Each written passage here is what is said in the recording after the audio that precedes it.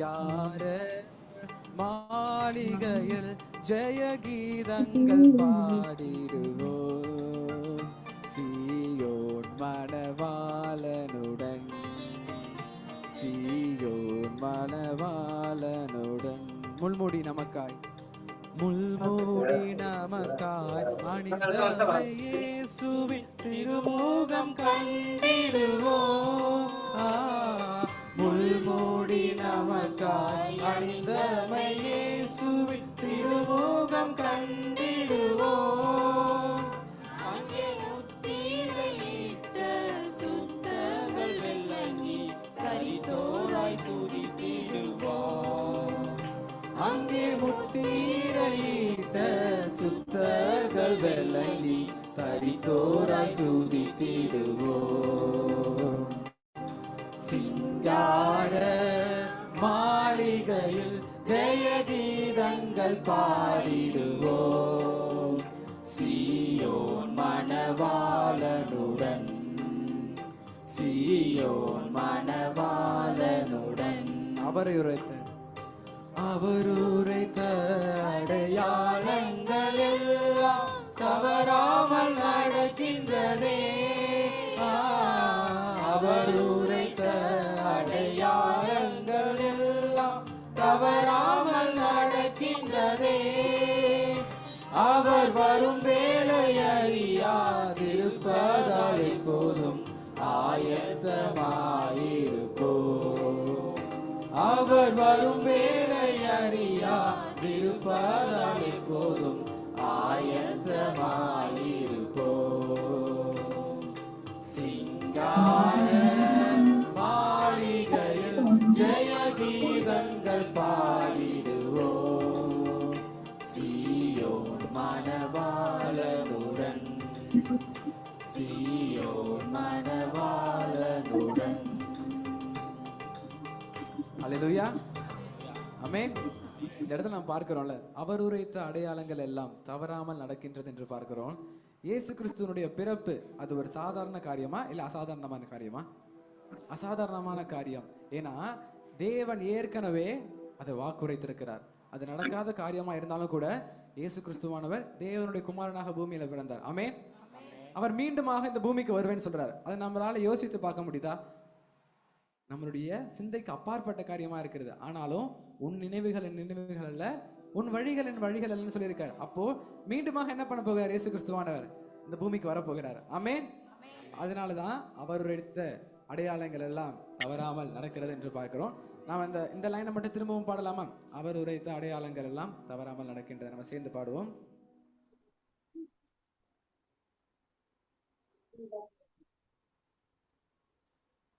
அவர் உரைத்த அடையாளங்கள் எல்லாம் தவறாமல் நடக்கின்றதே. அவர் உரைத்த அடையாளங்கள் எல்லாம் தவறாமல் நடக்கின்றதே. அவர் வரும் வேலை அறியா இருப்பதால் எப்போதும் ஆயத்தமாயிருப்போம். அவர் வரும் வேலை அறியா இருப்பதால் எப்போதும் ஆயத்தமாயிருப்போம். சிங்கார மாளிகையில் ஜெய கீதங்கள் பாடிடுவோம் சீயோன் மணவாளனுடன் சீயோன் மணவாளனுடன்.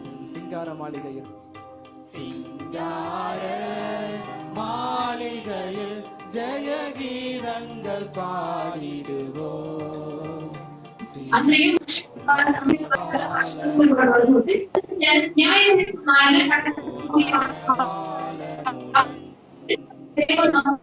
இன்னொரு பாடல கூட நம்ம சேர்ந்து பாடுவோம். நல்லா உற்சாகமா இருக்கீங்களா? ஆமென்.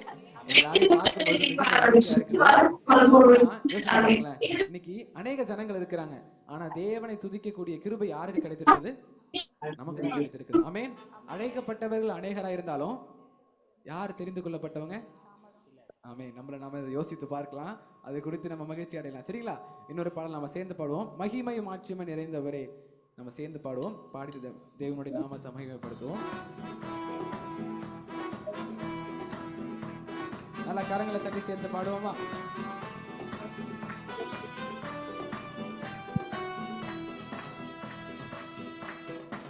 கமலா சிஸ்டர் மியூட்ல போடுங்க. மகிமை மாட்சிமை நிறைந்தவரே மகிழுடன் தொழுதிடுவோம். மகிமை மாட்சிமை நிறைந்தவரே மகிழுடன் தொழுதிடுவோம். பரிசுத்த தேவனாமே சுவை பணிந்தே தொழுகுவோம். பரிசுத்த தேவனாமே சுவை பணிந்தே தொழுகுவோம்.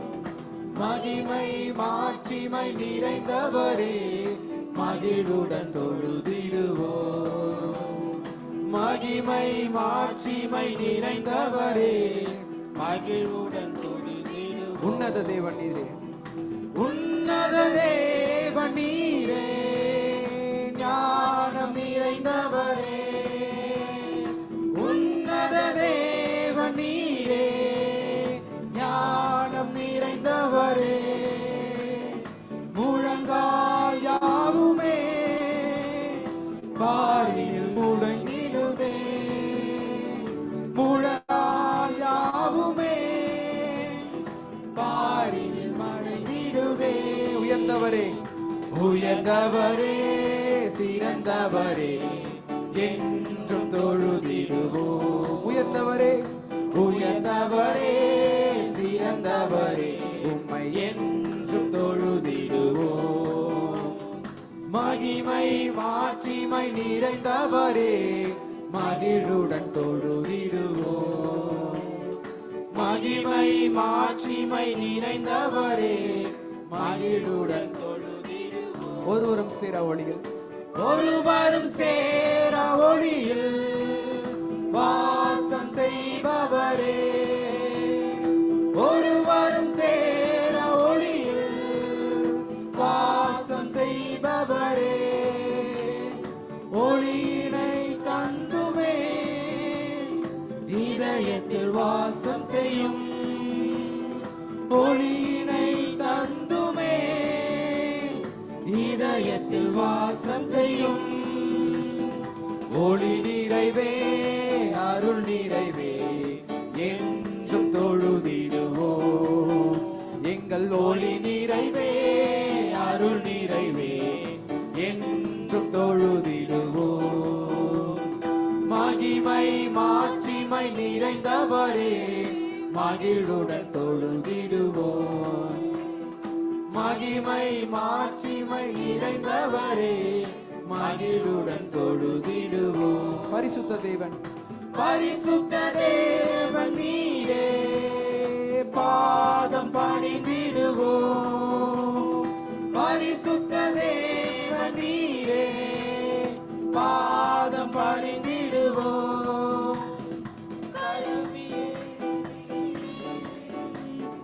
சத்திய தேவன் நீரே, கழுவிய நிறுத்தினீரே. சத்திய தேவன் நீரே, கனமகிமை செலுத்திய நாம் என்றும் தொழுதிடுவோம். கனமகிமை செலுத்திய நாம் என்றும் தொழுதிடுவோம். மகிமை மாட்சிமை நிறைந்தவரே மகிழுடன் தொழுதிடுவோம். மகிமை மாட்சிமை நிறைந்தவரே மகிழுடன் தொழுதிடுவோம். பரிசுத்த தேவனாமே சுவை பணிந்தே தொழுகுவோம். பரிசுத்த தேவனாமே சுவை பணிந்தே தொழுகுவோம். மகிமை மாட்சிமை நிறைந்தவரே மகிழுடன் தொழுதிடுவோம்.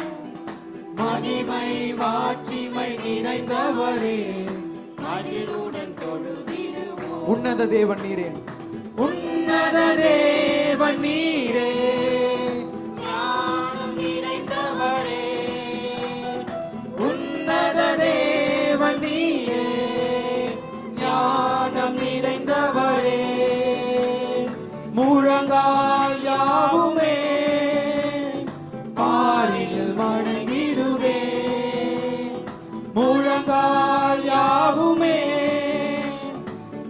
பாரினில் மடங்கிடுதே. உயர்ந்தவரே சிறந்தவரே என்றும் தொழுதிடுவோம். உயர்ந்தவரே சிறந்தவரே உம்மை என்றும் தொழுதிடுவோம்.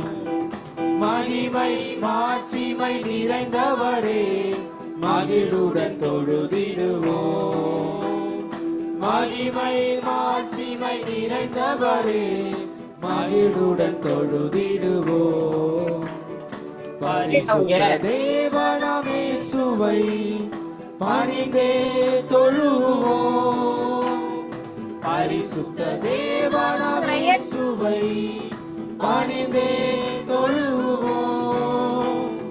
மகிமை மாட்சிமை நிறைந்தவரே மகிழ்வுடன் தொழுதிடுவோம். மகிமை மாட்சிமை நிறைந்தவரே மகிழ்வுடன் தொழுதிடுவோம். ஹல்லேலூயா. ஆமென். கர்த்தர் ஒருவரே மகிமைக்கு பாத்திரரா இருக்கிறார். ஆமென். அவரே உயர்ந்தவரும் சிறந்தவருமா இருக்கிறார். ஆமென். ஹல்லேலூயா. அவரை துதிக்கிற துதியானது நமக்கு தேவன் கொடுத்திருக்கிறார். ஆமென். நம்ம சேர்ந்து இன்னொரு பாடல் பாடுவோம். நன்றி பலிகள் செலுத்திய நாங்கள் ஆலயம் கூடி வந்திருக்கிறோம். நம்ம எல்லாரும் ஆலயத்துக்கு கூடி வந்திருக்கிறோம். நம்ம நன்றி பலிகளோடு கூட நன்றியுள்ள இருதயத்தோடு கூட தேவனை நம்ம ஆராதிக்கலாம். நல்ல கரங்களை தட்டி உற்சாகமா சேர்ந்து பாடுவோமா?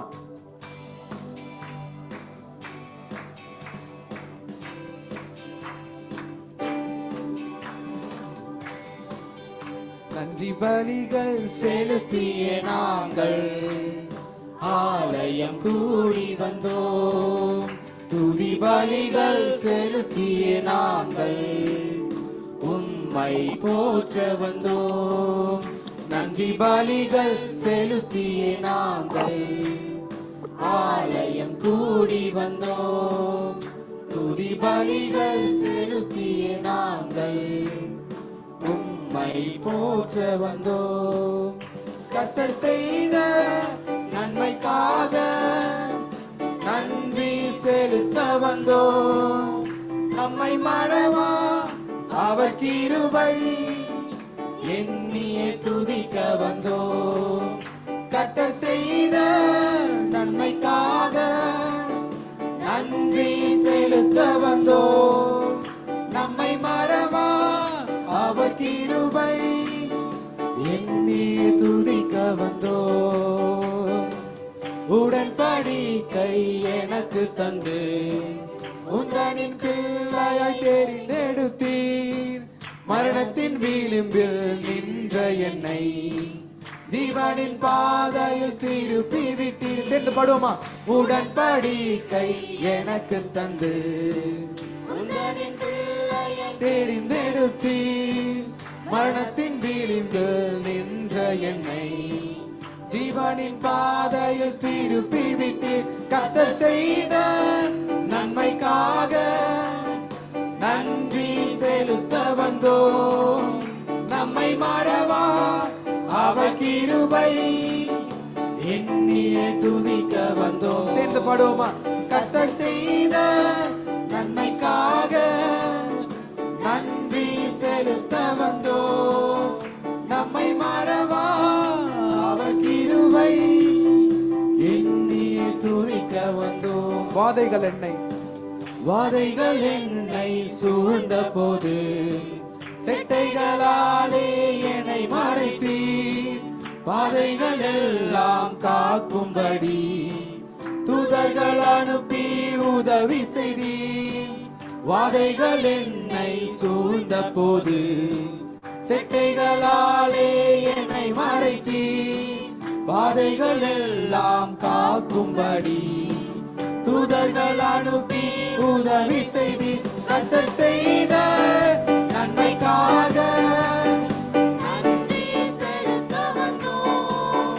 நம்மை மறவா அவர் கிருபை எண்ணியே துதிக்க வந்தோம். கர்த்தர் செய்த நன்மைக்காக நன்றி செலுத்த வந்தோம். நம்மை மறவா அவர் கிருபை எண்ணியே துதிக்க வந்தோம். தேவைகள் தேவைகள் நெருக்கி நின்ற போது அற்புதமாக பெருக வைத்தீர். கண்ணீரின் பாதையில் திகைத்த போது கண்மணியே என்று என்னை அழைத்தீர். சேர்ந்து பாடுவோமா? தேவைகள் நெருக்கி நின்ற போது அற்புதமாக பெருக வைத்தீர். கண்ணீரின் பாதையில் திகைத்த போது கண்மணியே என்று என்னை அழைத்தீர். கர்த்தர் செய்த நன்மைக்காக நன்றி செலுத்த வந்தோம். நம்மை மறவா அவர் கிருபை எண்ணியே துதிக்க வந்தோம். கர்த்தர் செய்த நன்மைக்காக நன்றி செலுத்த வந்தோம். நம்மை மறவா அவர் கிருபை எண்ணியே துதிக்க வந்தோம். நன்றி பலிகள் செலுத்திய நாங்கள் ஆலயம் கூடி வந்தோம். துதி பலிகள் செலுத்திய நாங்கள் உம்மை போற்ற வந்தோம். நன்றி பலிகள் செலுத்திய நாங்கள் ஆலயம் கூடி வந்தோம். துதி பலிகள் செலுத்திய நாங்கள் உம்மை போற்ற வந்தோம். கர்த்தர் செய்த நன்மைக்காக நன்றி செலுத்த வந்தோம். நம்மை மறவா அவர் கிருபை எண்ணியே துதிக்க வந்தோம். கர்த்தர் செய்த நன்மைக்காக நன்றி செலுத்த வந்தோம். நம்மை மறவா அவர் கிருபை எண்ணியே துதிக்க வந்தோம். ஹல்லேலூயா, ஆமென். எத்தனை பேருக்கு காலையில் எழுந்திருக்கும் பொழுது, இன்னைக்கு ஞாயிற்றுக்கிழமையா நாளை காலையில் எழுந்திருக்கும் பொழுது, ஐயோ அதுக்குள்ள திங்கக்கிழமை வந்துருச்சு, எல்லாருக்குமே அப்படி தோணும்ல? காலையில் எழுந்திருக்கும் போதே திங்கக்கிழமை வந்துருச்சு, ஆஃபீஸ் போகணும், காலேஜ் போகணும், ஸ்கூல் போகணும், இருக்குல்ல, நிறைய காரியங்கள் இருக்கு. ஆனால் எத்தனை பேர் யோசித்து பார்த்துருக்கீங்க, ஒவ்வொரு நாளும் காலையில் தேவனுடைய கிருபைகள் எப்படி இருக்கா? புதிதாக இருக்கிறது. ஆமென். ஒவ்வொரு நாளும் அவருடைய கிருபைகள் எப்படி இருக்குது? புதிதாக இருக்குன்னு சொல்லிட்டு பார்க்குறோம். ஒவ்வொரு நாள் நம்ம கண் விழித்து வேலை செய்வதே தேவனுடைய கிருபையாக தான் இருக்குது. ஆமென். அதிகாலையில் அவரை தேடுகிறவர்கள் கண்டடைவார்கள்னு சொல்லப்பட்டிருக்குது. அப்போ அதிகாலையில் நம்ம தேவனை தேடும் பொழுது அவர் நம்ம என்ன பண்ண முடியும்? கண்டடைய முடியும்னு சொல்லி பார்க்குறோம். காலைதோறும் அவருடைய கிருபைகள் புதியவைகளாக இருக்குது. அப்போ ஒவ்வொரு நாள் நம்ம எழுந்திருக்கும் பொழுது, ஐயோ ஏன் இந்த நாள் வந்தது அப்படின்னு நம்ம நினைக்கணுமா? நல்ல வேளை தேவன் நமக்கு இன்னொரு நாட்களை ஆசீர்வதித்து கொடுத்துருக்காருன்னு நினைக்கணுமா? என்ன நினைக்கிறீங்க? தேவன் ஆசீர்வதித்து கொடுத்திருக்கிறார். அதுலேயும் மிக முக்கியமான நாள் என்ன நாள்? இன்றைக்கான நாள். தேவனை ஆராதிப்பதற்காக நம்ம கூடி வந்திருக்கிறோம். ஆமென். ஆமென். நம்ம எழும்பி நின்று நம்ம ஒரு பாடலை பாடுவோம். நம்ம பாடலை பாடி தேவனை ஆராதிக்கலாம். அதிகாலை ஸ்தோத்திர பள்ளி. அப்பா அப்பா உங்களுக்கு தான்.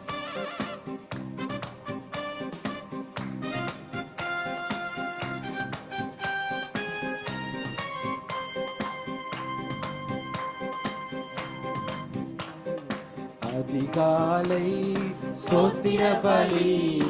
அப்பா அப்பா உங்களுக்கு தான் ஆராதனை. ஸ்தோத்திர பலி. அப்பா அப்பா உங்களுக்கு தான். அப்பா அப்பா உங்களுக்கு தான். அப்பா அப்பா உங்களுக்கு தான். எபினேசர் எபினேசர் இதுவரை உதவி செய்தீர். எபினேசர் எபினேசர் இதுவரை உதவி செய்தீர். இதுவரை உதவி செய்தீர். எபினேசர் எபினேசர் ஐயா இதுவரை உதவி செய்தீர்.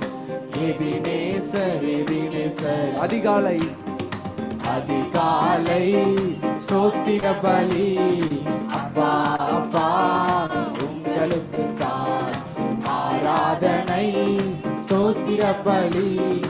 அப்பா அப்பா உங்களுக்கு தான். அப்பா அப்பா உங்களுக்கு தான். அப்பா அப்பா உங்களுக்கு தான். பரிசுத்தர் பரிசுத்தர் பரலோக ராஜாவே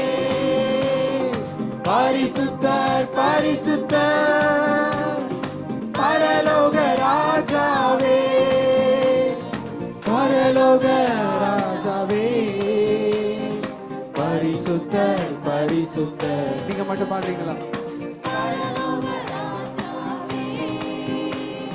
பரிசுத்தர் பரிசுத்தர். அதிகாலை ஸ்தோத்திர பலி அப்பா அப்பா உங்களுக்கு தான். ஆராதனை ஸ்தோத்திர பலி அப்பா அப்பா உங்களுக்கு தான். அப்பா அப்பா உங்களுக்கு தான். அப்பா அப்பா உங்களுக்கு தான். எல் ஷடாய் எல் ஷடாய் எல்லாம் வல்லவரே. ஓஹோ எல் ஷடாய் எல் ஷடாய் எல்லாம் வல்லவரே. எல்லாம் வல்லவரே. எல் ஷடாய் எல் ஷடாய் எல்லாம் வல்லவரே. L Shaddai L Shaddai. அதிகாலை ஸ்தோத்திர பலி அப்பா அப்பா உங்களுக்கு தான். ஆராதனை ஸ்தோத்திர பலி அப்பா அப்பா உங்களுக்கு தான். அப்பா அப்பா உங்களுக்கு தான். அப்பா அப்பா உங்களுக்கு தான். எல்ரோயி எல்ரோயி என்னை காண்பவரே. ஓ எல்ரோயி எல்ரோயி என்னை காண்பவரே. என்னை காண்பவரே. எல்ரோயி எல்ரோயி என்னை காண்பவரே. எல்ரோயி எல்ரோயி. அதிகாலை ஸ்தோத்திர பலி அப்பா அப்பா உங்களுக்கு தான். ஆராதனை ஸ்தோத்திர பலி அப்பா அப்பா உங்களுக்கு தான். அப்பா அப்பா உங்களுக்கு தான். அப்பா அப்பா உங்களுக்கு தான். அப்பா அப்பா உங்களுக்கு தான். அப்பா அப்பா உங்களுக்கு தான். அப்பா அப்பா உங்களுக்கு தான். அப்பா அப்பா உங்களுக்கு தான். அவர் நம்மளை இதுவரைக்கும் எல்ரோயியாக இருந்து எல்ஷடாவா இருந்து எபினேசரா இருந்து இதுவரையில நம்ம நடத்தி வந்திருக்கிறார். நாம காணாமற் போன ஆடுகளை போல அநேக நேரத்துல தேவனை விட்டு விலகி போயிருந்தோம். ஆனாலும் கூட அவர் நம்மளை விடாதபடிக்கு நம்மளை கைவிடாமலும் காணாமற் போன ஆடுகள் ஆகிய நம்மிடத்தில் அவர் தேடி வந்தார். நாம அநேக நேரத்துல தேவனை விட்டு பின்வாங்கி வந்திருந்தாலும் அவர் நமக்காக ஜீவனை கொடுத்திருக்கிறார். ஜீவனை கொடுத்த தேவன் நம்மளை தேடி வருகிறார். இன்றைக்கு நாம தேவனிடத்துல திரும்ப போகிறோமா அல்லது நம்ம தேவனை விட்டு விலகி போக போகிறோமான்றத இன்றைக்கு நம்ம ஒரு தீர்மானத்தை எடுக்கலாம்.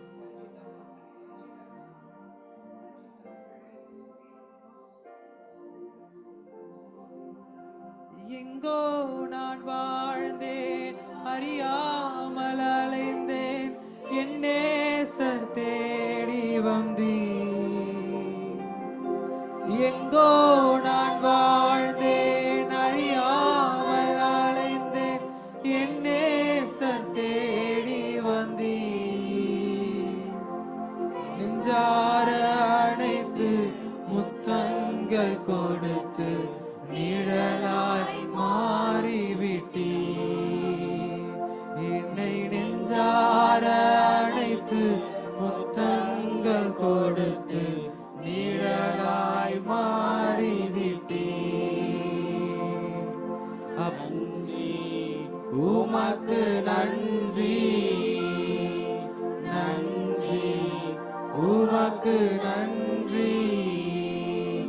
அப்பா பிதாவே, அன்பான தேவா, அருமை ரட்சகரே,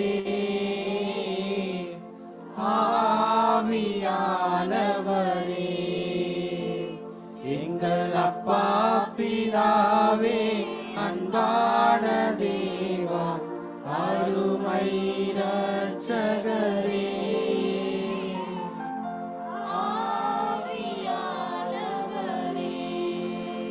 உயர்த்தி சொல்லுவோமா? எங்கோ நான் வாழ்ந்தேன், அறியாமல் அலைந்தேன், என் நேசர் தேடி வந்தீர்.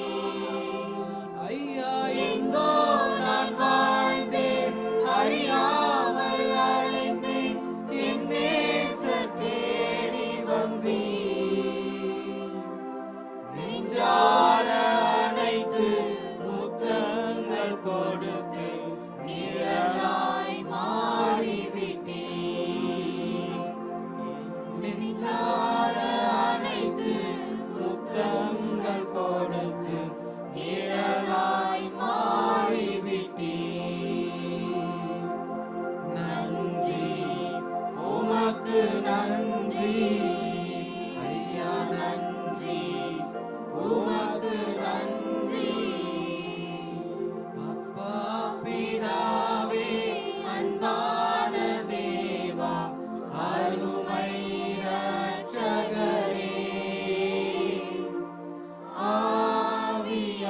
ஆவியானவரே, எங்கள் அப்பா பிதாவே, அன்பான தேவா, அருமை இரட்சகரே,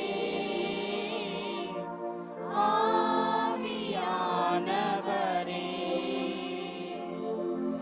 உடையான சேற்றில் வாழ்ந்த என்னை தூக்கி எடுத்தீரே.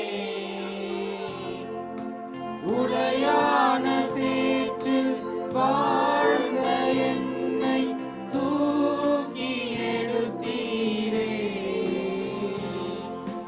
கல்வாரி ரத்தம் எனக்காக சிந்தி கழுவி அணைத்தீரே.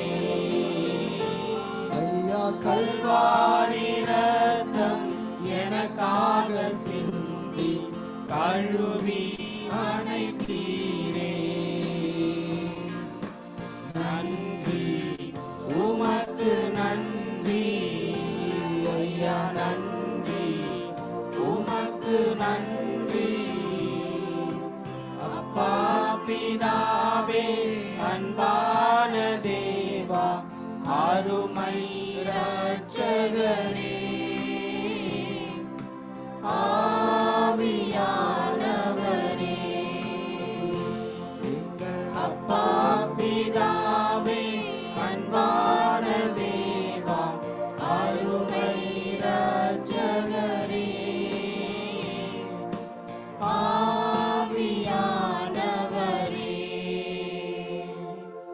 எங்கள் அப்பா பிதாவே, அன்பான தேவா, அருமை இரட்சகரே, ஆவியானவரே. கடைசி ஒரு முறை. எங்கள் அப்பா பிதாவே, அன்பான தேவா, அருமை இரட்சகரே, ஆவியானவரே. ஆமென். நமக்கு அப்பா பிதாவே என்று அழைக்கக்கூடிய புத்திர சுவிகாரத்தை தேவன் நமக்கு கொடுத்திருக்கிறார். ஆமென். ஆமென். நம்ம அப்படியே எல்லாரும் அமர்ந்து கொள்வோம். இந்த காலை வேளையிலையும் உங்களை மீண்டுமாக பார்ப்பதில் மிகுந்த மகிழ்ச்சியா இருக்கிறது. அநேக புதிய முகங்களையும் பார்க்க முடிகிறது. ரொம்ப நன்றி. சியோன் வெளிச்சம் திருச்சபை சார்பாக உங்கள் எல்லாருக்கும் வாழ்த்துதலை தெரிவித்துக் கொள்கிறோம். எல்லாரும் சந்தோஷமா இருக்கீங்களா? தேவனை ஆராதிப்பதற்கு தேவன் நமக்கு ஒரு பாக்கியத்தை கொடுத்திருக்கிறார். ஆமென். ஆமென். இப்பொழுதும் கூட மிக முக்கியமான நேரமா இருக்கிறது. தேவனுடைய வார்த்தையை நாம கேட்க இருக்கிறோம். எத்தனை பேர் ஆயத்தமா இருக்கிறீங்க?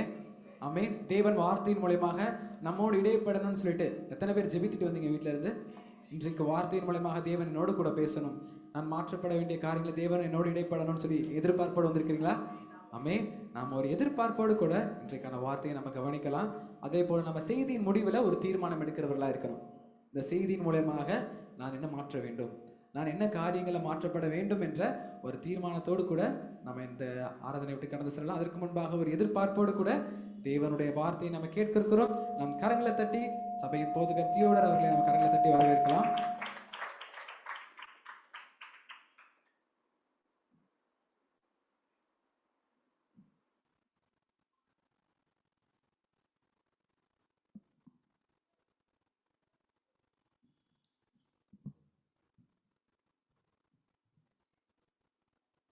Check check check check check check. அல்லேலூயா. எத்தனை பேர் சந்தோஷமா இருக்கீங்க? ஆமென். ஸோ ஆண்டவராகிய இயேசு கிறிஸ்துவின் நாமத்தினாலே சியோன் வெளிச்சம் திருச்சபையின் சார்பாக உங்கள் அனைவரையும் இயேசு கிறிஸ்துவின் நாமத்தினாலே நான் வாழ்த்துகிறேன். அநேக தூரத்துல இருந்து பிரயாணம் செய்து வந்திருக்கிறீங்க. அநேகருக்கு இந்த ஒரு வாய்ப்புகள் கிடைக்கிறது கிடையாது. ஆனா நான் இவ்வளவு தூரத்திலிருந்து இந்த சபைக்கு வந்திருக்கிறேன்னு சொன்னால் தேவன் இதனால என்ன பண்ண போறாரு? என்னோடு கூட அவருடைய சித்தத்தை வெளிப்படுத்த போகிறார். ஆமென். என்னோடு கூட அவருடைய வார்த்தையினாலே இடைப்பட போகிறார். அதனாலதான் இந்த இடத்துல கூடி நான் வந்திருக்கிறேன். ஏதோ ஒரு கிறிஸ்தவனாக இருக்கிறேன், ஒரு கடமைக்காக சபைக்கு நான் செல்ல வேண்டும் என்கிறதுக்காக என்னல்ல, உங்களை இந்த இடத்துல கூட்டிட்டு வர வேண்டும் என்று தேவன் நினைக்கல. சரிங்களா? இந்த இடத்துல நீங்கள் வந்திருப்பது தேவனுடைய சித்தமாக இருக்கிறது. கர்த்தர் நல்லவர். இந்த நாளில் நம்ம தேவனுடைய வார்த்தைக்குள்ளாக நாம் கடந்து செல்வோம். இந்த நாளுடைய தலைப்பு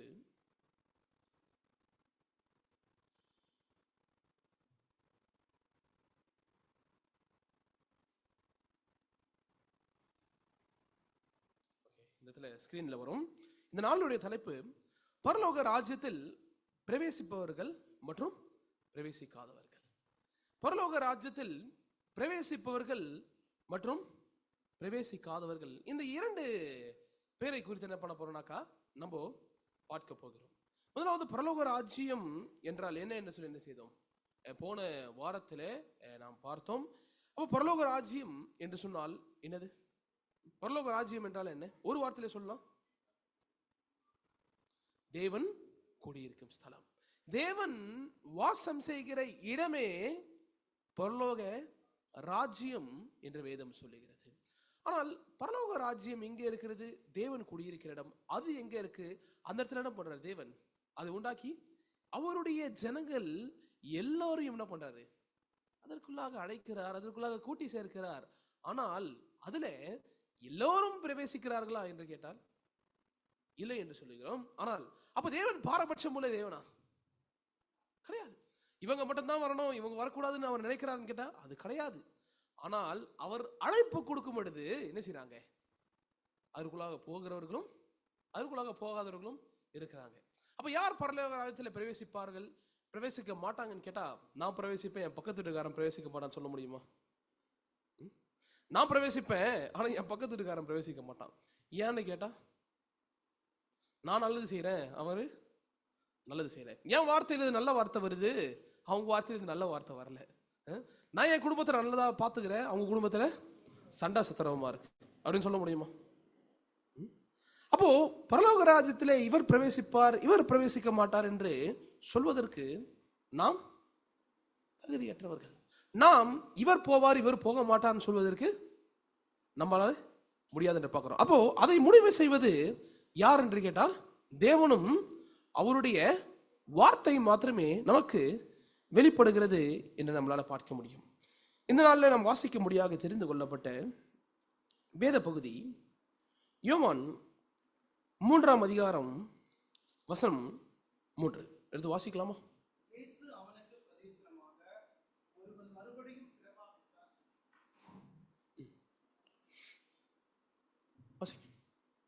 அவனுக்கு பிரதியுத்தரமாக, ஒருவன் மறுபடியும் பிறவாவிட்டால் தேவனுடைய ராஜ்யத்தை காண மாட்டான் என்று மெய்யாகவே மெய்யாகவே உனக்கு சொல்லுகிறேன் என்றார். ஒருவன் மறுபடியும் பிறவாவிட்டால் அவன் தேவனுடைய ராஜ்யத்தில் காண மாட்டான். ஒருவன் மறுபடியும் பிறவாவிட்டால் அவன் தேவ ராஜ்யத்தை என்ன பண்ண முடியாது, காண மாட்டான் என்று சொல்லுகிறார். அப்போ இந்த யோவான் 3ஆம் அதிகாரத்தை குறித்து கொஞ்சம் நம்ம பார்த்தோம்னாக்கா, இது யாருக்கும் நடக்கின்றதான தொடர்பு என்று கேட்டா, நிக்கோதேமு என்கிற சொல்லுகிறதான ஒரு யூத மத போதகர், ஒரு பரிசேயன் இரவு வேளையில இயேசு கிறிஸ்துவை சந்திக்க முடியாத என்ன பண்றாரு, இடத்துல வருகிறார். அவர் என்ன சொல்றாரு, இயேசு கிறிஸ்து வந்து, நீங்க உங்க கூட யார் இருக்கா? தேவன் இருக்கிறார். அப்படி தேவன் இல்லைன்னா என்ன செய்ய முடியாது, இப்படிப்பட்ட கிரியைகள் நடக்காது. அப்போ இயேசு கிறிஸ்துவானவர் என்ன பண்றாரு, அவருக்கு பேசுறதுக்கு சம்மந்தம் இல்லாம வேற ஒரு காரியத்தை சொல்றார். ஒருவன் மறுபடியும் பிறவாவிட்டால் அவன் பரலோக ராஜ்யத்தை காண மாட்டான். அப்போ அவருக்கு ஒரு கேள்வி வருது. என்ன கேள்வி தெரியுமா? இது அதிகாரத்தை எத்தனை பேர் படிச்சிருக்கீங்க? அவருக்கு ஒரு கேள்வி வருது. என்ன கேள்வி வருது?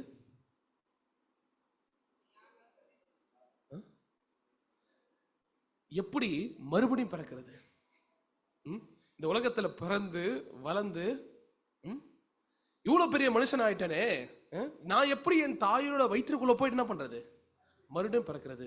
அந்த நேரத்தில் அவங்களோட தாய் உயிரோட இருந்தாங்களா கூட தெரியல. எப்படி அந்த தாயினுடைய வயிற்றுக்குள்ளாக போயிட்டு மறுபடியும் நான் பிறந்து வருவது என்பதை அவர் கேட்கிறார். அப்போ இந்த உலகத்துல பாத்தீங்கன்னாக்கா நிறைய பேருக்கு ஒரு மறுஜென்மத்தினுடைய நம்பிக்கை இருக்கு. அதை பத்தி கேள்விப்பட்டிருக்கீங்களா? மறுஜென்மத்தினுடைய நம்பிக்கை இருக்கு. ஒருத்தர் என்ன பண்ணா உட்காந்துட்டு இருந்தாரு. ஒரு மிருகம், ஒரு நாய்க்குட்டி வந்து என்ன பண்ணுச்சுன்னா அவருடைய பேண்ட்டை வந்து கடிச்சிட்டு இருந்துச்சு. அவர் என்ன பண்ணிட்டாரு, போன்னு சொல்லி காலை தட்டி விட்டாரு. பக்கத்துல வந்து சொன்னாரு, இப்படிலாம் தட்டாத, என்ன செய்வேன்? மறுஜென்மத்தில் என்ன பண்ணுவேன்? நீ நாயா போறப்ப இன்னொரு மனுஷன், இந்த நாய் என்ன பண்ணும்? மனுஷனா வரும், உன்னை இந்த மாதிரி உதச்சு விடும். அது போல தான் ஆச்சு. ஒரு கதையில பார்த்தோம்னா ஒரு சின்ன பையன் என்ன செஞ்சாரு, ஒரு நாய்க்குட்டியை பிடிச்சி குச்சி வச்சு அடிச்சுட்டே இருந்தாரு. ஒரு பெரிய வயசானவர் வந்து, தம்பி ஏன் இந்த மாதிரி செய்யற அப்படின்னு கேட்கும் பொழுது என்ன சொல்றாரு, போன ஜென்மத்துல நான் நாயா இருந்தேன், இந்த நாய் மனுஷனா இருந்துச்சு, இந்த குச்சி வச்சு என்ன போட்டு அடிச்சுட்டே இருந்துச்சு, நான் என்ன பண்றேன், இந்த ஜென்மத்துல நான் மனுஷனா பிறந்து அந்த மனுஷனை நான் போட்டு அடிக்கிறேன். அப்போ உலகத்துல சில பேருக்கு என்ன இருக்கு, இப்படி மறு ஜென்மத்துல ஒரு நம்பிக்கை இருக்கு. இப்போ நம்ம இப்படி பிறக்கிறோம், அடுத்த ஜென்மத்துல வேற மாதிரி இருப்போம். அதனால இந்த உலகத்துல நம்ம இருக்கும் பொழுது நற்கிரியைகளை செய்யணும். நற்கிரியைகளை செய்து அதான் என்ன பண்ண முடியும்? கடவுள் வந்து நம்மள என்ன பண்ணுவாரு, இரக்கம் பாராட்டி மறுஜென்மத்திலையும் மனுஷனா பிறக்க வைப்பாருன்னு சொல்லி, இது உலகத்துல சிலருடைய ஒரு நம்பிக்கை இல்லையா? அப்ப மறுபடியும் பிறப்பது என்பதை இயேசு கிறிஸ்து இதை வச்சா சொல்றாரு. இந்த ஜென்மத்துல நீ மனுஷனா இருக்க, அடுத்த ஜென்மத்துல நீ வேற ஒருவனா பிறப்ப, அப்போ நீ பரலோக ராஜ்யத்தை காண்பாய்ன்னு சொல்றாரா? அது கிடையாது. அப்ப மறுபடியும் பிறப்பது என்றால் மறுபடியும் பிறப்பது ஆவியிலேயா இல்ல இந்த மாம்சத்திலேயா? இவர் மாம்ச ரீதியான ஒரு காரியத்தை குறித்து பேசல. இந்த ஜென்மத்துல நீ உயிரோடு வாழாமல் அடுத்த ஜென்மத்தில் என்ன செய்வ, வேற ஒரு உயிராக நீ உலகத்துல வருவ என்பதை காரியத்தை என்ன செய்யல அவர் பேசவில்லை. அப்போ உன்னுடைய மரித்து போனதான அந்த ஆவி என்ன செய்யுமா, அது மறுபடியும் பிறக்க வேண்டும் என்று ஒரு ஆவிக்குரிய காரியத்தை குறித்து பேசுகிறாரே தவிர, இந்த உலகத்தில் இருக்கிற நம்பிக்கையை போல இந்த ஜென்மத்தில் இப்படி பிறந்துட்ட அடுத்த ஜென்மத்துல நீ வேறு ஒருவனாய் பிறப்பா என்பதை அவர் பேசவில்லை. அப்போ வேதத்தில் சொல்லியிருக்கிறார் பாருங்க, யார் தேவனுடைய ராஜ்யத்தில் பிரவேசிக்க முடியும்? மத்திய 7ஆம் அதிகாரம் வசனம் 21 நாம் பார்க்கும் பொழுது, பரலோகத்தில் இருக்கிற என் பிதாவின் சித்தத்தின்படி செய்கிறவனே பரலோக ராஜ்யத்தில் பிரவேசிப்பனே அல்லாமல் என்னை நோக்கி கர்த்தாவே கர்த்தாவே என்று சொல்லுகிறவன் அதில் பிரவேசிப்பதில்லை. ஆமென். அப்ப இயேசு கிறிஸ்து பரலோக ராஜ்யத்தை காண்பதற்கு என்னன்னு சொல்றார்? முதலாவது மறுபடியும் பிறக்க வேண்டும். இந்த மத்தேயு 7:21 என்ன சொல்றாரு? என்னை நோக்கி கர்த்தாவே கர்த்தாவே என்று அழைக்கிறவன் என்ன செய்ய முடியாது, அவன் பிரவேசிப்பதில்லை. யார் பிரவேசிப்பாங்களாம்? பிதாவின் சித்தத்தின்படி செய்கிறவனே பரலோக ராஜ்யத்தில் பிரவேசிப்பான். அப்போ இந்த உலகத்திலே என்னுடைய நற்கிரியை என்ன செய்யாது, நான் உலகத்தில் எவ்வளவு நல்லவனாய் வாழ்கிறேனோ அது என்ன செய்யாது, தேவனுடைய ராஜ்யத்திற்குள்ளாக ஒரு காரணம் வைத்து என்னை கொண்டு போய் சேர்க்காது. அப்போ பிதாவானவர், ஏன்னா பரலோகத்துல யார் நம்மை அழைக்கணும், யார் உள்ள பண்ணணும், திறந்து வாப்பான்னு சொல்லி.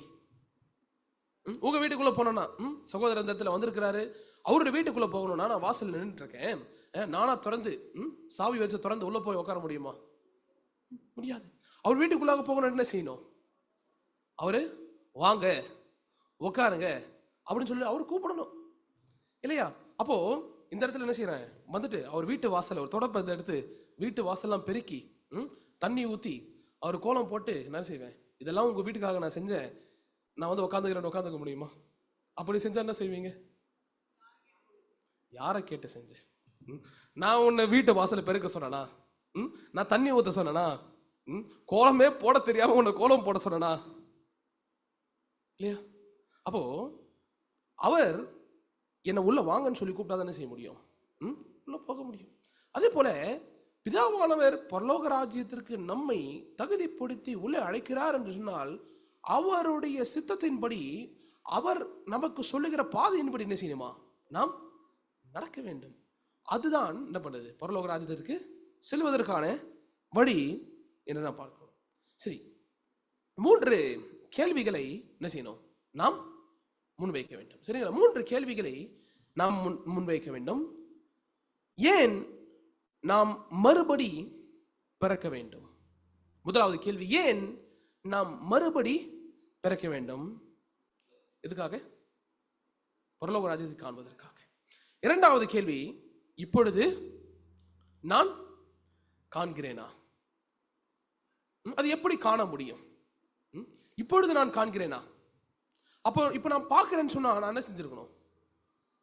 நான் மறுபடி பிறந்திருக்க வேண்டும் இல்லையா?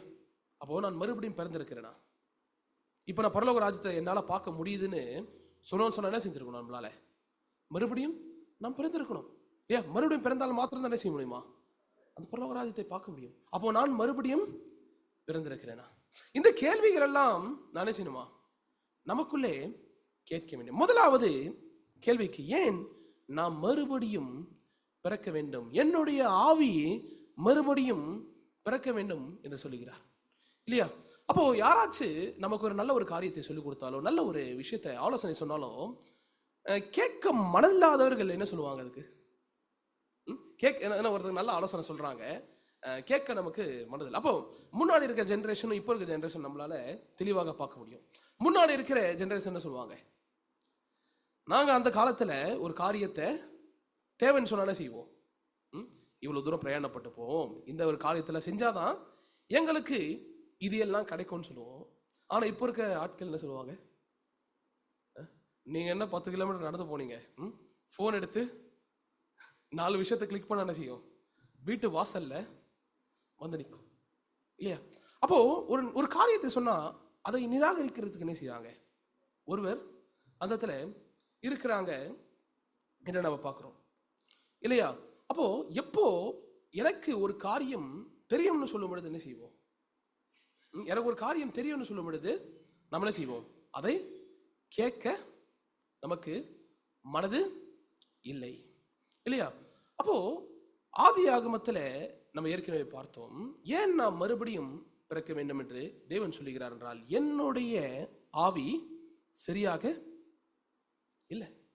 என்னுடைய ஆவி தேவன் உண்டாக்கின நாளில் இந்த மனுஷனோடு கூட இருக்கும் பொழுது இருந்தது போல என்ன செய்யல, அந்த ஆவி தேவனோடு இணைந்து இல்லை என்று நம்ம பார்க்கிறோம். அதான் ரோமர் 5ஆம் அதிகாரம் வசனம் 12 எப்படியா சொல்லுகிறார்,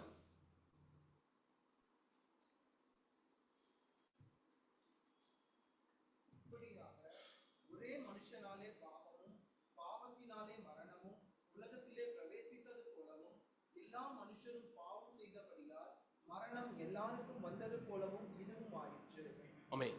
இதத்துல என்ன சொல்றாரு, ஒரே மனுஷனாலே பாவமும் பாவத்தின் மூலியமாக மரணமும் இந்த உலகத்திலே பிரவேசித்தது போல எல்லா மனுஷரும் என்ன செய்தாங்களாம், பாவம் செய்தபடியால் அந்த மரணம் எல்லோருக்குள்ளும் வந்தது.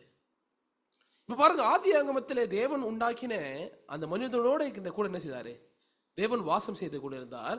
அவர் வாசம் செய்கிற இடம் அது தேவனுடைய ராஜ்யமாக இருந்தது. ஆமென்.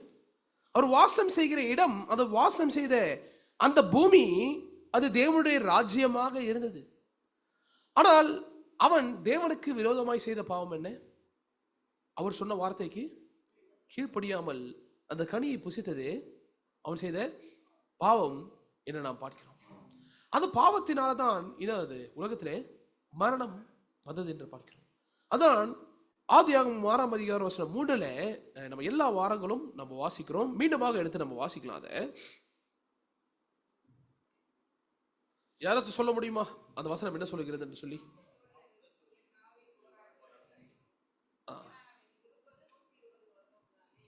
ஓகே, அந்த கண்டென்ட் நீங்க கரெக்டா சிஸ்டர் மனதில் வைத்திருக்கிறாங்க. அதை தெளிவுபடுத்தும்படியாக மீண்டுமாக வாசிக்கலாம்.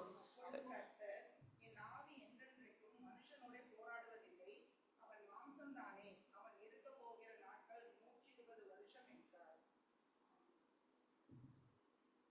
வாசிக்கிறவங்களுக்கு மைக் கொடுங்க. ஓகே. என் ஆவி மனுஷனோட போராடுவதில்லை. அவன் யாரு? அவன் மாம்சம் தானே. அவன் இருக்க போகிற நாட்கள் 120 வருஷம் என்றார்.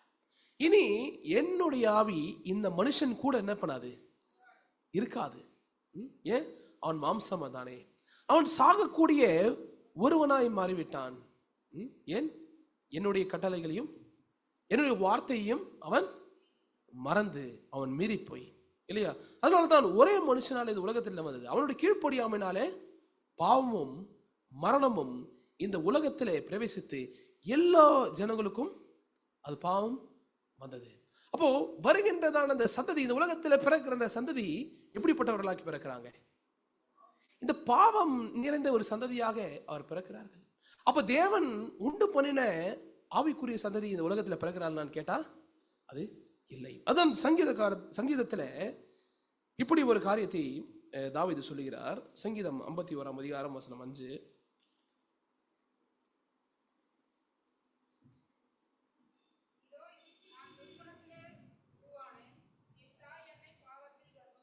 என்ன சொல்றாரு? இதோ துர்க்குணத்தில் உருவானேன், என் தாய் என்னை பாவத்தில் கர்ப்பம் தரித்தார். இந்த உலகத்திலே நான் பிறக்கும் பொழுது எப்படிப்பட்ட குணத்து உடையவனாய் பிறந்தேன்? நான் பாவத்திலே, பாவம் உள்ள மனிதனாய் இந்த உலகத்திலே பிறந்தேன். அதனால் ஒரே மனுஷனாலே பாவமும் பாவத்தின் மூலமாக மரணமும் இந்த உலகத்திலே பிரவேசித்ததை நம்மளால பார்க்க முடியும், இல்லையா? அப்போ இதற்காக தான் தேவன் என்ன செய்யறாரு? மனுஷர்களை என்ன பண்றாரு? இந்த மனுஷர்ல தேவனுடைய ஆவி வாசம் செய்யல. ஆனால் இந்த மனுஷனங்கள்லாம் எங்க கூட்டு போனோம்?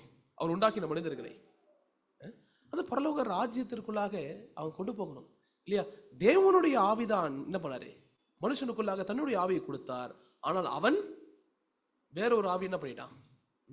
கூப்பிட்டு அவனுடைய வீட்டிற்குள்ளாக அழைத்தான், இல்லையா? இதுக்கு என்ன சொல்றது, தமிழ்ல நமக்கு வேற ஒரு காரியத்தை நம்ம பயன்படுத்துவோம். இங்க பயன்படுத்தினாக்கா அது சரியாக இருக்காது. ஆனா உங்களுக்கு புரியுது இல்லையா?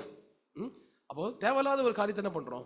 கூப்பிட்டு நடு வீட்டுல நம்ம உட்கார வச்சிருக்கோம் அப்படிங்கிற ஒரு அர்த்தம் கூட நம்ம என்ன பண்ணலாம், இந்த இடத்துல சொல்லலாம், இல்ல? அப்போ தேவன் மீண்டுமாக அவருடைய ஜனங்களோட வாசம் செய்ய வேண்டும் என்பதற்காக அவருடைய ஜனங்கள் என்ன பண்றாரு? அவர் உலகத்திலிருந்து பிரித்தெடுக்கிறார். பிரித்தெடுத்து அவர்களோட உடன்படிக்கை செய்கிறார். இந்த ஒரு காரியத்தை போன வாரத்தில் நம்ம சந்தித்தோம். முதலாவது மோசேயின் நாட்கள். மோசேயின் நாட்களில் இஸ்ரவேல் ஜனங்களை எகிப்திலிருந்து அழைத்து வந்து அவர்களோட என்ன செய்தாராம்? ஒரு உடன்படிக்கை செய்தார். யாத்திராகமம் 19ஆம் அதிகாரம் வசனம் 5லிருந்து 6 வரையும் நாம் வாசிக்கும் பொழுது,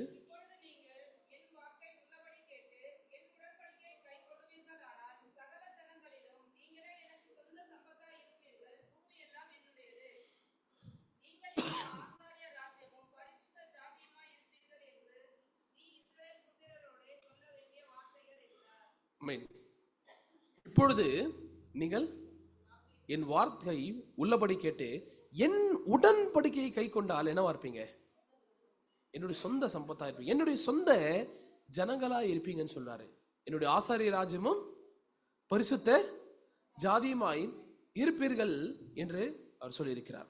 இப்படிதான் இஸ்ரவேல் ஜனங்களுக்கு தேவன் என்ன செய்தாரு?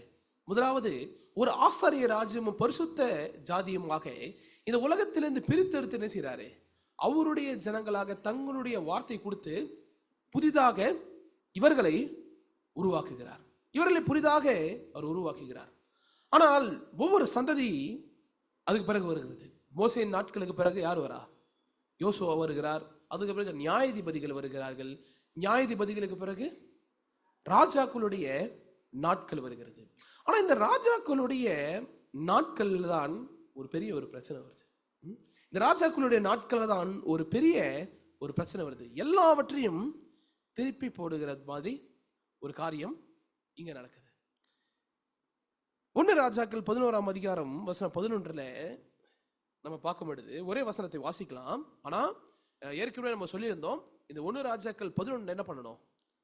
வீட்டிற்குள்ளாக போயிட்டு நம்ம வாசிக்கணும், சரிங்களா?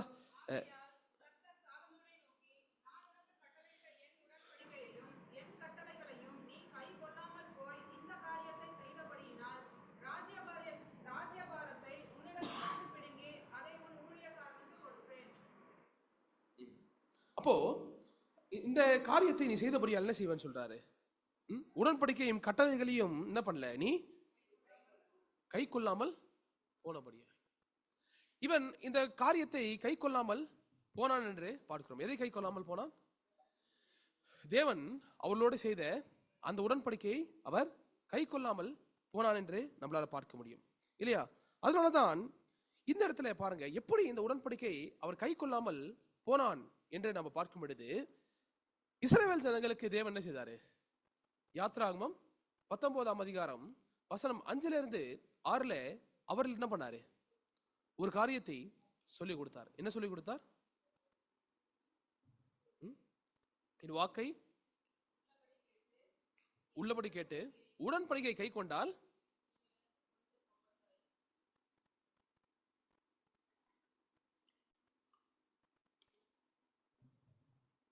நீங்கள் எனக்கு சொந்த சம்பத்தா இருப்பீங்க, என்னுடைய சொந்த ஜனங்களாக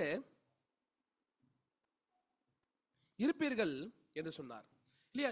இஸ்ரவேலை தவிர்த்து என்ன செய்யல, யாருக்காவது தேவனுடைய உடன்படிக்கையும் தேவனுடைய கட்டளைகளும் மற்றவங்களுக்கு தெரியுமா? தெரியாது. ஆனால் ராஜாவாகிய சாலமோன் அந்நிய பெண்களை நேசித்து அவர்களுடைய தேவனுக்கு என்ன செய்தாரு? கோழிகளை கட்டி விக்கிரகங்களை கட்டி அதற்கு வணங்கினார் என்று பார்க்கிறோம் இல்லையா? அதை வணங்கினதுனால என்ன ஆச்சு? இந்த இடத்துல அந்நிய தேவர்களுக்கு ஆராதனை செலுத்தினாங்க. தேவனுடைய முதலாவது கட்டளை என்ன? என்னையன்றி வேறு தேவர்கள் உண்டாயிருக்க வேண்டாம் என்று அவர் சொல்லி இருக்கிறார். என்னையன்றி வேறு தேவர்கள் உனக்கு இருக்கக்கூடாது. இரண்டாவது கட்டளை, எந்த சொரூபத்தையும் என்ன பண்ணக்கூடாது? நமஸ்கரிக்க கூடாது. எந்த ஒரு விக்கிரகத்தையும் உண்டு பண்ண கூடாது என்று சொல்லி என்ன பண்ணியிருக்காரு? அவர் சொல்லியிருக்கிறார் இல்லையா? அப்போ இந்த 2 கட்டளைகளும் சாலமோன் நாட்கள் என்னாச்சு? அது மீறப்பட்டது என்று நம்மளால் பார்க்கிறோம். அதனால தான் ஓசியா 6ஆம் அதிகாரம் வசனம் 7 இப்படியா சொல்லுகிறார்,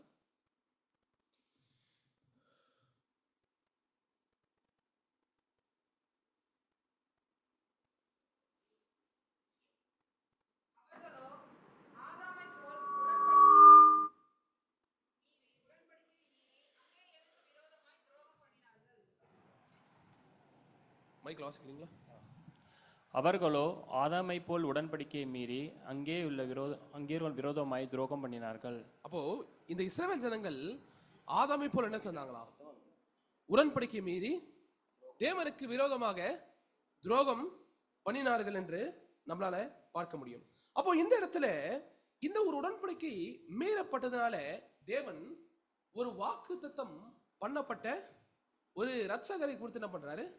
பேசியிருக்கிறார். தேவன் வாக்குத்தத்தம் பண்ணப்பட்ட ஒரு இரட்சகரை குறித்து அவர் என்ன பண்றாரு? மல்கியா 3ஆம் அதிகாரம் வசனம் 1 சொல்லுகிறார், இதோ நான் என் தூதனை அனுப்புகிறேன், அவன் எனக்கு முன்பாக போய் வழியை ஆயத்தம் பண்ணுவான். அப்பொழுது நீங்கள் தேடுகிற ஆண்டவரும் நீங்கள் விரும்புகிற உடன்படிக்கையின் தூதனுமானவர் தம்முடைய ஆலயத்துக்கு தீவிரமாய் வருவார். இதோ வருகிறார் என்று சேனைகளின் கர்த்தர் சொல்கிறார். ஆமென். ஆமென். இதோ நான் என் தூதனை அனுப்புகிறேன். நான் என் தூதனை அனுப்புகிறேன். அப்போ அவன் என்ன செய்வானா? வழியை ஆயத்தம் பண்ணுவான். அப்போ நீங்கள் விரும்புகிற ஆண்டவரும் உடன்படிக்கையின் தூதன் என்ன செய்வாரு? தம்முடைய ஆலயத்திற்கு அவர் தீவிரமாய் வருவார். அப்போ அந்த உடன்படிக்கையின் தூதனானவர் என்ன செய்வாரு? ஜனங்களுக்கு வந்து என்ன பண்ணுவாராம்? அவர் இந்த மீறப்பட்ட உடன்படிக்கை புதிய உடன்படிக்கையாய் அவர் செய்வார். அந்த உடன்படிக்கை தூதனானவர் வந்து இந்த பாவத்தில் உள்ள அந்த ஜனங்கள் என்ன பண்ணுவார்? மீண்டுமாக அவர் மீட்டுக் கொள்வார். அப்போ அந்த உடன்படிக்கையின் தூதனானவர், அந்த இரட்சகர் இந்த உலகத்திலே வருவதற்கு முன்பதாக ஒரு அடையாளத்தை அவர் தந்திருக்கிறார். இதோ நான் என் தூதனை அனுப்புகிறேன். முதலாவது ஒரு தூதன் வந்து என்ன செய்வாராம்? வழியை ஆயத்தம் பண்ணுவார். அந்த தூதன் வந்த பிறகு உடன்படிக்கையின் தூதனானவர் தம்முடைய ஆலயத்திற்கு அவர் தீவிரமாய் வருவார் என்று சொல்லுகிறார். அப்ப அந்த உடன்படிக்கையின் தூதனானவர் யாரை பற்றி பேசுகிறது? யாரை பற்றி பேசுகிறார்? அந்த உடன்படிக்கையின் தூதனானவர் என்பது இயேசு கிறிஸ்துவானவர். ஆனால் இயேசு கிறிஸ்துவானவர் இந்த உலகத்திலே வெளிப்படுவதற்கு முன்பதாக அவருக்காக வழியை ஆயத்தம் பண்ணும்படியாய் வேறு ஒரு தூதன் அவன் வருவார் என்று பார்க்கிறோம். அதனால்தான் இந்த மத்தேயு 3:16 நம்ம வாசிக்கலாம். இயேசு ஞானஸ்தானம் பெற்று ஜலத்தில் இருந்து கரையேறியுடனே இதோ வானம் அவருக்கு திறக்கப்பட்டது, தேவ ஆவி புறாவை போல இறங்கி தன்மேல் வருகிறதை கண்டார். ஆமென். வானம் அவர் திறக்கப்பட்டு தேவாவி புறாவை போல் அவர் மேல் வந்து இறங்குறதை கண்டார் என்று பார்க்கிறோம். அப்போ இவருக்கு முன்பதாக யோவான் ஸ்நானகர் என்ன பண்றாரு? அவர் வழியை ஆயத்தம் பண்ணுகிறார். எல்லாரும் வந்து அவரை கேள்வி கேட்கிறாங்க. என்ன கேள்வி கேட்கிறாங்க? நீங்க தான் அந்த ரட்சகரா, நீங்க தான் அந்த மேசியாவா என்று கேட்கும் பொழுது அவர் என்ன பதில் சொல்றாரு? அவருடைய பாதரட்சத்தை கழட்டுவதற்கு கூட நான் பாத்திரன் அல்ல. அவர் காலில் போட்டிருக்கிறதான அதை கழட்டுறது கூட இல்ல, நான் தகுதி அற்றவன் என்று என்ன பண்றாரு இந்த இடத்துல சொல்லுகிறார். அப்போ இயேசு கிறிஸ்துவானவர் வந்து அவர் என்ன பண்றாரு? கரையேறின உடனே வானம் அவருக்கு திறக்கப்பட்டு தேவாவி புறாவை போல் அவர் மேல் வந்து இறங்குறதை கண்டார் என்று பார்க்கிறோம். அப்ப தேவனுடைய ஆவி வாசம் செய்கிற இடமே தேவனுடைய ராஜ்யம் என்று சொல்லுகிறோம். ஆமென். அப்போ இந்த தேவ ராஜ்யம் இயேசு கிறிஸ்துவானவர் வாக்குத்தத்தம் பண்ணபடி முதலாவது ஒரு தூதன் வந்து வழியை ஆயத்தம் பண்ணுகிறார். அந்த உடன்படிக்கை தூதனானவர் தம்முடைய ஆலயத்திற்கு வருகிறார். ஆமென். அப்ப தேவ ஆவியானவர் எங்கே வந்து வாசம் செய்கிறாரோ அதுவே தேவனுடைய ராஜ்யமாய் இருக்கிறது. அப்ப வாக்கு தத்தத்தின்படி இயேசு கிறிஸ்து என்கிற இரட்சகர் இந்த உலகத்தில் வந்த பொழுது தேவாவியானவர் அந்த இயேசு கிறிஸ்து என்கிற இரட்சகர் மேலாக இறங்குனதினாலே தேவனுடைய ராஜ்யம் இயேசு கிறிஸ்துவானவர் எங்கே இருக்கிறாரோ அதுவே தேவ ராஜ்யமாய் இருக்கிறது. ஆமென். அதனாலதான் முதலாவது இயேசு யாருக்கு வெளிப்பட்டார் என்பதை நாம் பார்க்கணும். முதலாவது இயேசு யாருக்கு வெளிப்பட்டார்? முதலாவது இயேசு யாருக்கு வெளிப்பட்டார்? உயிர்த்தெழுந்த பிறகு சொல்ல, இஸ்ரவேல் ஜனங்களுக்காக. அந்த இரட்சகர் முதலாவது யாருக்காக வந்தார் என்று பார்க்கும் பொழுது அவருடைய தெரிந்து கொள்ளப்பட்ட ஜனம், அந்த உடன்படிக்கையை மீறி துரோகம் செய்த அந்த ஜனங்களை மீட்கும்படியாக முதலாவது என்ன பண்ணாரு?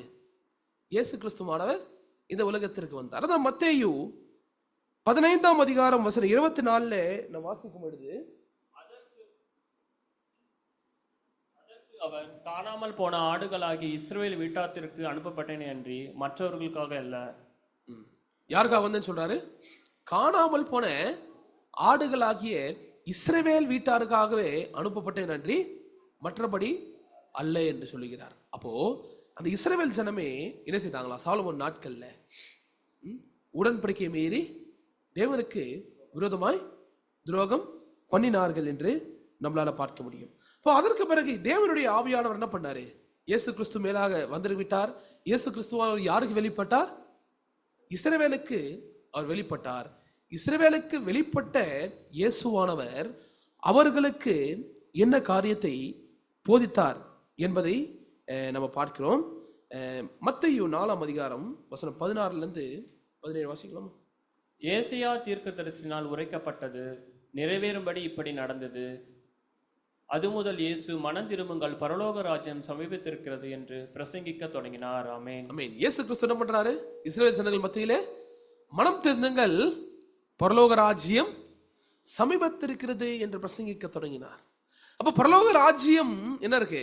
சீக்கிரமாய் வந்து விட்டது. அதனால மனம் தெரிந்து என்ன பண்ணுங்க? அந்த பரலோக ராஜ்யத்திற்குள்ளாக வந்து பிரவேசிங்கன்னு சொல்றாரு. அப்போ பரலோக ராஜ்யம் சமீபமாய் இருக்கிறது என்று சொல்லும் பொழுது எல்லாரும் என்ன பண்ண போறாரு? வந்து சீக்கிரமா அழிச்சு கூட்டு போறாரா? சீக்கிரமா வந்து எல்லாரையும் அழிச்சு போட போறாரா? சீக்கிரம் பரலோக ராஜ்யம் சமீபமா இருக்கிறது, அதனால இருக்கிற எல்லா உடை நிலங்கள் எல்லாத்தையும் என்ன பண்ணுங்க? வித்துட்டு எல்லாரும் என்ன பண்ணுங்க? நடுத்தருக்கு வாங்க, கர்த்தர் என்ன பண்ண போறாரு? கூட்டு போறான்னு சொல்றாரா? இல்லை. அப்ப ஏற்கனவே பரலோக ராஜ்யம் என்றால் என்னன்னு பார்த்தோம். தேவன் வாசம் செய்கிற இடம், அது இயேசு கிறிஸ்து மேலாய் இருக்கிறது. ஆமென். அப்ப மனம் தெரிந்துகள் பரலோக ராஜ்யம் சமீபமாய் இருக்கிறது என்று சொல்லும் பொழுது எந்த பரலோக ராஜ்யத்தை குறித்து பேசுகிறார்? இயேசு கிறிஸ்து வானவரை குறித்து பேசுகிறார். நீங்க எல்லாம் என்ன பண்ணுங்க? மனம் திருந்தி இயேசு கிறிஸ்து கிட்ட வாங்க, இந்த பரலோக ராஜ்யத்திற்குள்ளாக பிரவேசிப்பதற்காக. ஆனால் சரி, பரலோக ராஜ்யத்துக்கு வாங்கன்னு சொல்லி கூப்பிடலாம். ஆனால் ஏன் மனம் திருந்த சொல்லுகிறார் அவங்க கிட்ட? மேன். ஏன்னா அவங்களுக்குள்ளாக அந்த இடத்துல வாழ்ந்து கொண்டிருந்த அந்த இஸ்ரவேல் ஜனங்கள், அந்த உடன்படிக்கை மீறி போட்ட ஜனங்கள், அவங்க கூட யார் இல்லை, தேவனுடைய ஆவி அவர்களுடைய வாசம் செய்யல. ஏன்னா அவர்கள் ஆதாமை போல உடன்படிக்கையை மீறி எனக்கு துரோகம் பண்ணினார்கள் என்று பார்க்கிறோம். ஆதாம் எப்படி தேவனுடைய வார்த்தையை கேட்காமல் அவன் துரோகம் பண்ணினாரோ, இஸ்ரவேல் ஜனம் என்ன பண்ணாங்க, உடன்படிக்கை மீறி பிசாசிற்கு இடம் கொடுத்தார்கள். அப்போ அந்த இடத்துல வேதத்தை அவர்கள் சுமந்தாலும் சரி, அவங்க உபவாசம் செய்தாலும் சரி, எது செய்தாலுமே கூட அவங்களுக்குள்ளாக இருக்கிறது மூட நம்பிக்கை, சுய சித்தம், சுய விருப்பம். இது மாத்திரம்தான் இஸ்ரவேல் ஜனங்களுக்கு மத்தியிலாக இருந்தது இல்லையா? அப்போ உங்க எல்லா மூட நம்பிக்கைகளை விட்டு, எல்லா சுய சித்தத்தை விட்டு என்ன பண்ணுங்க, எல்லாத்தையும் விட்டு வாங்க. அப்பதான் உங்களால பரலோக ராஜ்யத்தை காண முடியும். இதெல்லாம் விடலைன்னா என்ன செய்ய முடியாது, உங்களால அந்த பரலோக ராஜ்யத்தை பார்க்க முடியாது. இதெல்லாம் விடலைன்னா அந்த பரலோக ராஜ்யத்திற்குள்ளாக பார்த்தாதான் அதற்குள்ளாக பிரவேசிக்க முடியும். இல்லை சார், நான் இயேசுவனோட உபதேசத்தையும் கேட்கிறேன், ஆனா என்னுடைய பாரம்பரியத்தை மாத்திரம் என்ன செய்ய முடியாது, என்னால விட்டு கொடுக்க முடியாது. நான்லாம் நாள்தோறும் என்ன செய்யறோம், பல வருஷமா இந்த ஒரு காரியத்தை பின்பற்றிட்டு இருக்கோம். இதை எப்படி நீங்க விட்டு வர சொல்றீங்க? இதையும் நான் பின்பற்றுறேன், இதையும் நான் பின்பற்றுறேன், ரெண்டுத்தையும் என்ன பண்றேன், நான் சேர்த்து வச்சுக்கிறேன் அப்படி சொன்னா, அது ரெண்டுத்தையும் சேர்த்து என்ன பண்ணு, பரலோக ராஜ்யத்திற்கு வெளியாக தான் நிற்கணும். அப்போ தேவனுடைய சித்தத்தின்படி, பிதாவின் சித்தத்தின்படி செய்கிறவன் தான் பரலோக ராஜ்யத்தில் பிரவேசிப்பானே தவிர, அவர் சொல்லுகிறதை செய்தால் மாத்திரம் தான் போக முடியுமே தவிர, நான் இதை செய்யறேன் நீங்க கொஞ்சம் அட்ஜஸ்ட் பண்ணிட்டு உள்ள விடுங்கன்னு சொல்ல முடியுமா? இப்படிதான் நான் என்ன பண்ணுங்க, கொஞ்சம் அட்ஜஸ்ட் பண்ணிக்கோங்க இல்லையா, அப்படி சொல்ல முடியுமா? முடியாது இல்லையா? நான் என்ன பண்றேன், வீடு இருந்தாதான் நீங்க சுத்தமா வச்சிருந்தாலும் என்னால என்ன செய்ய முடியாது, எனக்கு அந்த ஷூ ரொம்ப பிடிச்சிருக்கு, நான் ஷூ போட்டுக்கிட்டே உள்ள வரேன் சொல்ல முடியுமா? இல்லை காலில் கொஞ்சம் லைட்டாக தான் என்ன பண்ணுது, தூசி ஒட்டி இருக்கு, நான் என்ன பண்ணேன், கால் கழுவாம உள்ள வரேன், கொஞ்சம் அட்ஜஸ்ட் பண்ணிக்கோங்கன்னு சொல்ல முடியுமா? இதுவே முடியாது. அது எப்படி நம்ம ஆவிக்குரிய காரியத்தை வேறொரு காரியம் நமக்குள்ளாக இருக்கும் பொழுது அவருடைய சித்தத்தை அறியாமல் பரலோகத்தில் போக முடியும்? அதனால தான் அவர் என்ன செய்றாரு, மனம் தெரிஞ்சு என்ன பண்ணு, எல்லாத்தையும் நீ விட்டுட்டு வா. எல்லாத்தையும் விட்டு வந்தா மாத்திரம் தான் என்ன செய்ய முடியும், இயேசு கிறிஸ்து பேசுகிற காரியத்தை, அவருடைய தேவனுடைய சித்தத்தை நம்மளால அறிந்து கொள்ள முடியும் இல்லையா? அதனாலதான் 1 பேதுரு 1ஆம் அதிகாரம் வசனம் 27 அவர் சொல்லுகிற ஒரு காரியம்,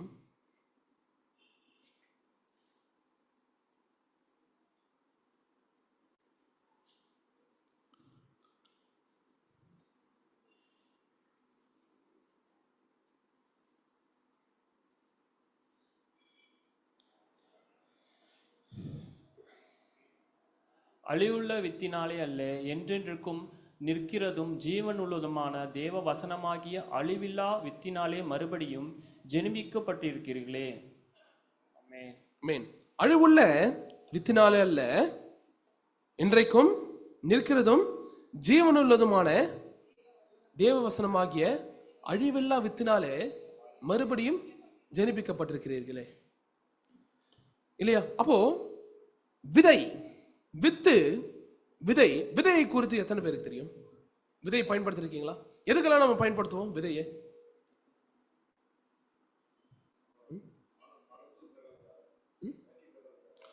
ஒரு கனியை எடுத்து வருவதற்காக. ஒரு என்னன்னா விதையை பார்க்கும் பொழுது ஒரு வார்த்தையில சொல்லணும்னு என்ன செய்வோம், அதுக்கு விதையை இருந்து ஒரு வார்த்தையில சொல்லணும்னா, ஒரு வார்த்தையில விதைனா என்ன அப்படின்னு சொல்லணும்னா என்ன சொல்வீங்க? ஒரு சென்டென்ஸ் கூட வச்சுக்கலாம். ஜீவன். எல்லா ஜீவனுக்கும் ஒரு ஆரம்பம், எல்லா ஜீவனுக்கும் ஆரம்பம் தான் விதை. அப்போ இந்த விதை என்பது வேத வசனம் என்ன சொல்லுதுனாக்கா, அது தேவனுடைய வசனத்திற்கு ஒப்பாயும் சொல்லப்பட்டிருக்கிறது. அப்போ ஒரு விதையினாலதான் இந்த மனிதர்களும் சரி, இந்த உலகத்தில் இருக்கிற எல்லா உயிரினங்களும் ஒரு விதையினால்தான் இந்த உலகத்தில் அது தோன்றி இருக்கிறது என்று பார்க்கிறோம். ஆனால் தேவன் தன்னுடைய விதையினால என்ன பண்ணாரு, மனிதனை உண்டாக்கினான். அவன் என்ன மாறிட்டான், பாவத்தினாலே அவன் மாறிவிட்டான். இந்த உலகத்திலே எல்லாமே பிறக்கிற எல்லாரும் எந்த விதையினால பிறக்கிறாங்க? தேவனுடைய விதையினால பிறக்கிறாங்களா? என் தாய் என்னை பாவத்தில் கர்ப்பம் தரித்தார். ஒரே மனுஷனால பாவமும் பாவத்தின் மூலியமாக மரணமும் இந்த உலகத்திலே பிரவேசித்தது என்று பார்க்கிறோம். அதனாலதான் தேவன் ஜீவனுள்ளதான தேவனுடைய வசனத்தினாலே நம்மை மறுபடியும் ஜெனிப்பிக்கிறார், நம்மை மறுபடியும் உருவாக்குகிறார். அப்ப நீங்க மறுபடியும் பிறவாவிட்டால் பரலோக ராஜ்யத்தில் பிரவேசிக்க முடியாதுன்னு சொல்றீங்க இல்லையா? அது எப்படிங்க மறுபடியும் பிறக்கிறது? ஏன்னா ஏற்கனவே நான் என்ன பண்ணிட்டேன், ஒரு விதைனால பிறந்துட்டேன். ஆனால் இன்னைக்கு என்னுடைய ஆவி பிறக்கணும்னு சொன்னா அது தேவனுடைய வசனமாகிய ஜீவனுள்ள விதையினாலே நான் மறுபடியும் பிறக்க வேண்டும். ஆமென்.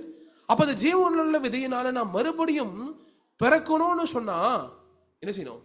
நான் ஏற்கனவே இருக்கிற இடத்துல, நான் ஏற்கனவே எனக்குள்ளா இருக்கிற சுபாவத்தை விட்டு, எனக்கு எது சௌகரியமா இருக்குதோ அதை விட்டு நான் என்ன செய்யணும்? தேவனுடைய சித்தத்தின்படி நான் செய்யணும். தேவன் தருகின்றதான அந்த விதியினாலே நான் மறுபடியும் பிறக்க வேண்டும். ஆமென். அப்ப மறுபடியும் பிறக்கிறதுக்கு நான் தாயினோட வயிற்றுக்குள்ளாக போயிட்டு வரணுமா? இல்லை. நான் மறுபடியும் பிறக்க வேண்டும் என்றால் அவர் எனக்கு தருகின்றதான அந்த ஜீவனுள்ள விதையாகி அந்த வார்த்தையினாலே நான் மறுபடியும் பிரவேசிக்கிறேன். அதனால தான் இயேசு சொல்றாரு, மனம் திருந்துங்கள், பரலோக ராஜ்யம் சமீபமாயிருக்கிறது. அப்ப நீ இந்த விதையினால மறுபடியும் ஜெனிப்பிக்கப்படணுமா? ஆமா. சரி, அதுக்கு என்ன செய்ய? மனம் திருந்தி இந்த பரலோக ராஜ்யத்திற்குள்ளாக வா. இந்த விதையை நான் என்ன பண்றேன்? உனக்கு தந்து உன்னை மறுபடியும் ஜெனிப்பிக்கிறேன் என்று இயேசு சொன்னார். அப்போ அந்த வந்த எல்லாரும் என்ன செய்யறாங்க? வந்த எல்லாரும் மறுபடியும் ஜெனிப்பிக்கப்பட்டார்கள். அதனால்தான் யோவான் 6ஆம் அதிகாரம் வசனம் 68 சொல்றாரு,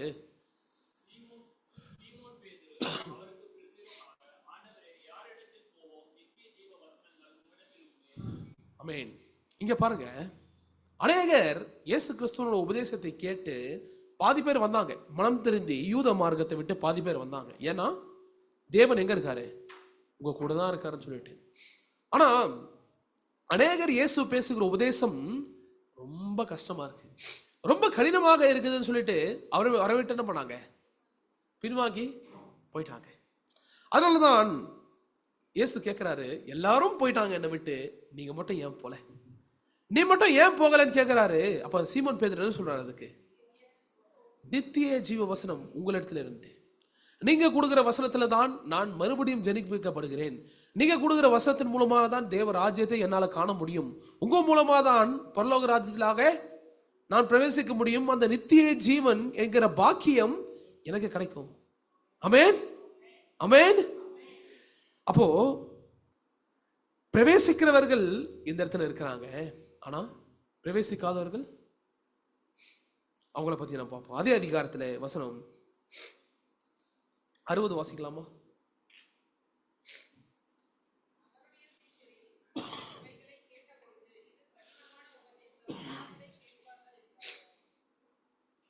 அவருடைய சீசர்கள் அநேகர் அவர்களை இவைகளை கேட்ட பொழுது, இது கடினமான உபதேசம், யார் இதை கேட்பார்கள் என்றார்கள். ஆமென், ஆமென். அப்போ என்ன சொல்றாங்க? இது ரொம்ப கடினமான உபதேசம், யார் இதை கேட்பாங்க? எங்களுக்கெல்லாம் போதிக்கப்பட்ட உபதேசம் எப்படி?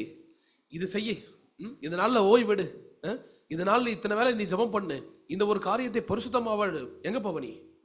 ஷேர் ஆட்டோ பிடிக்கிற மாதிரி தேவன் உன்னை எங்க கூட்டு போறாரோ அங்க கூட்டு போய் உன்னை சேர்த்துருவார்.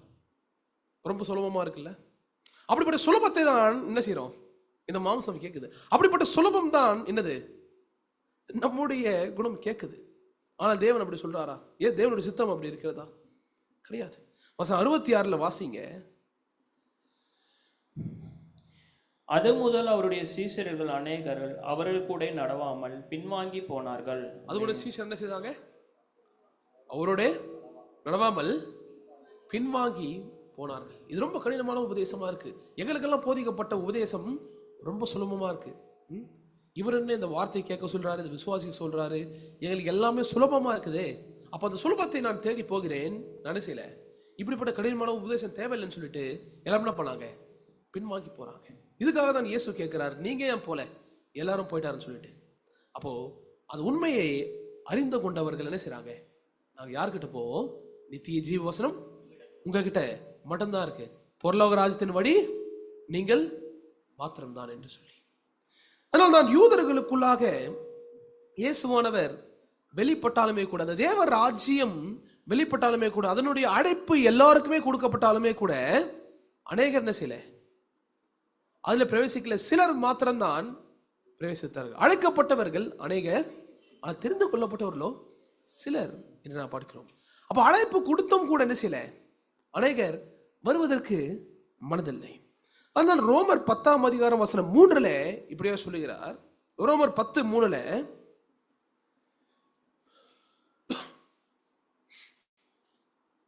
எப்படி என்றால், அவர்கள் தேவ நீதியை அறியாமல் தங்கள் சுய நீதியை நிலைநிறுத்த தேடுகிறபடியால் தேவ நீதிக்கு கீழ்ப்படியாதிருந்தார்கள்.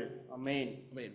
அப்போ இப்படியாக அவர்கள் தேவ நீதியை அறியாமல் என்ன பண்றாங்களாம், தங்கள் சுய நீதியை நிறுத்திருப்பது என்னது,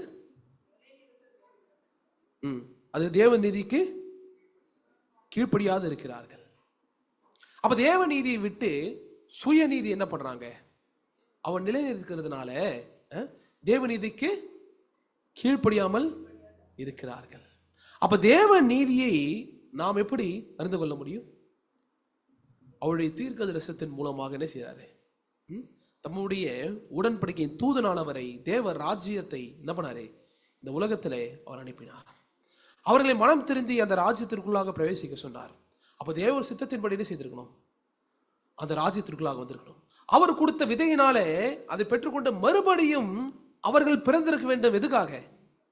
தேவ ராஜ்யத்திற்குள்ளாக பிரவேசிப்பதற்காக. ஆனால் அந்த யூதர்களுடைய மனசை பாருங்க, அவங்க தேவ நீதி என்ன பண்ணல, பின்பற்றுவதற்கு அவங்க மனசு இல்லை. அவங்க சுயநீதியை அந்த இடத்துல நிலைநிறுத்திருக்கார்கள். நாங்களும் மோசேயனுடைய சந்ததி இல்லையா, நாங்களும் ஆபிரகாமுடைய சந்ததி, தேவன் எங்களுக்கு எல்லாவற்றையும் போதித்துட்டார், நீ என்ன எனக்கு வந்து சொல்றது, நீ என்ன எனக்கு வேதத்தை சொல்லிக் கொடுக்கிறது? அப்படிப்பட்ட மனது இருக்கிறதுனால அவங்களால என்ன செய்ய முடியல, மறுபடியும் அவங்களால பிறக்க முடியல, மறுபடியும் அவர்களால் ஜெனிப்பிக்கப்பட முடியல. அப்ப மறுபடியும் ஜெனிப்பிக்கப்படாவிட்டால் பரலோக ராஜ்யத்தை காண முடியாது. கண்டால் தான் அதற்குள்ளாக பிரவேசிக்க முடியும் இல்லையா? அதனால தான் இப்படிப்பட்ட மனது நமக்கு இருக்க வேண்டும். அதனால தான் அந்த யூதரில இருந்து மாறின ஒரு பரிசேயன், யூத மார்க்கத்திலிருந்து மனம் திறந்து இயேசுவை பின்பற்றிய ஒரு பரிசேயனை குறித்து வேதத்தில் நான் பார்க்கிறோம். அவர் யாரு? கான்ஃபிடன்ஸ் சொல்லுங்க, பவுல் இல்லையா? அப்போஸ்தலனாகிய பவுல் இந்த கலாத்தியருக்கு எழுதிய இந்த புஸ்தகத்துல வாசிக்கலாம். 2ஆம் அதிகாரம் 20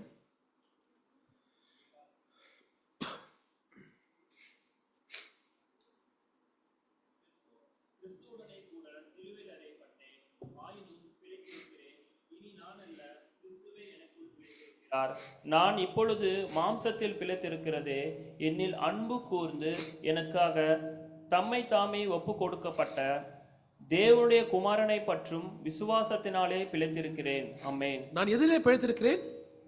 தேவனுடைய குமாரன் மேல் இருக்கிற விசுவாசத்தினாலே நான் பிழைத்திருக்கிறேன். அப்ப முதலாவது நான் என்ன செய்திருக்கேன், விசுவாசத்தினால் இப்போ நான் பிழைத்திருக்கிறேன் என்று சொன்னால், முதலாவது நான் கிறிஸ்துவுடனே கூட என்ன செய்தேன், நான் சிலுவையில அறையப்பட்டேன்.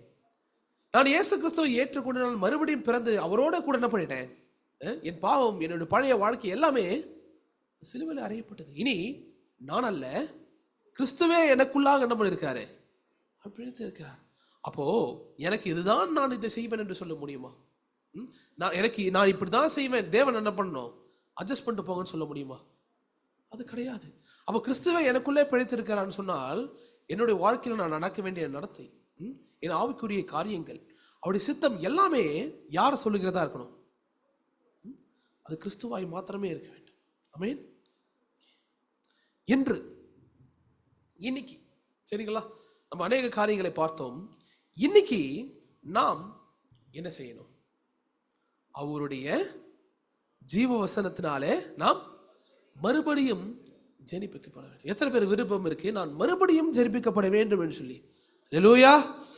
ஆனால் நான் மறுபடியும் ஜெனிப்பிக்கப்பட வேண்டும் என்கிற விருப்பம் நமக்கு இருந்தாலுமே கூட அவர் ஒரு வசனத்தை சொல்றார். என்ன தெரியுமா? எபிரேயர் 3:15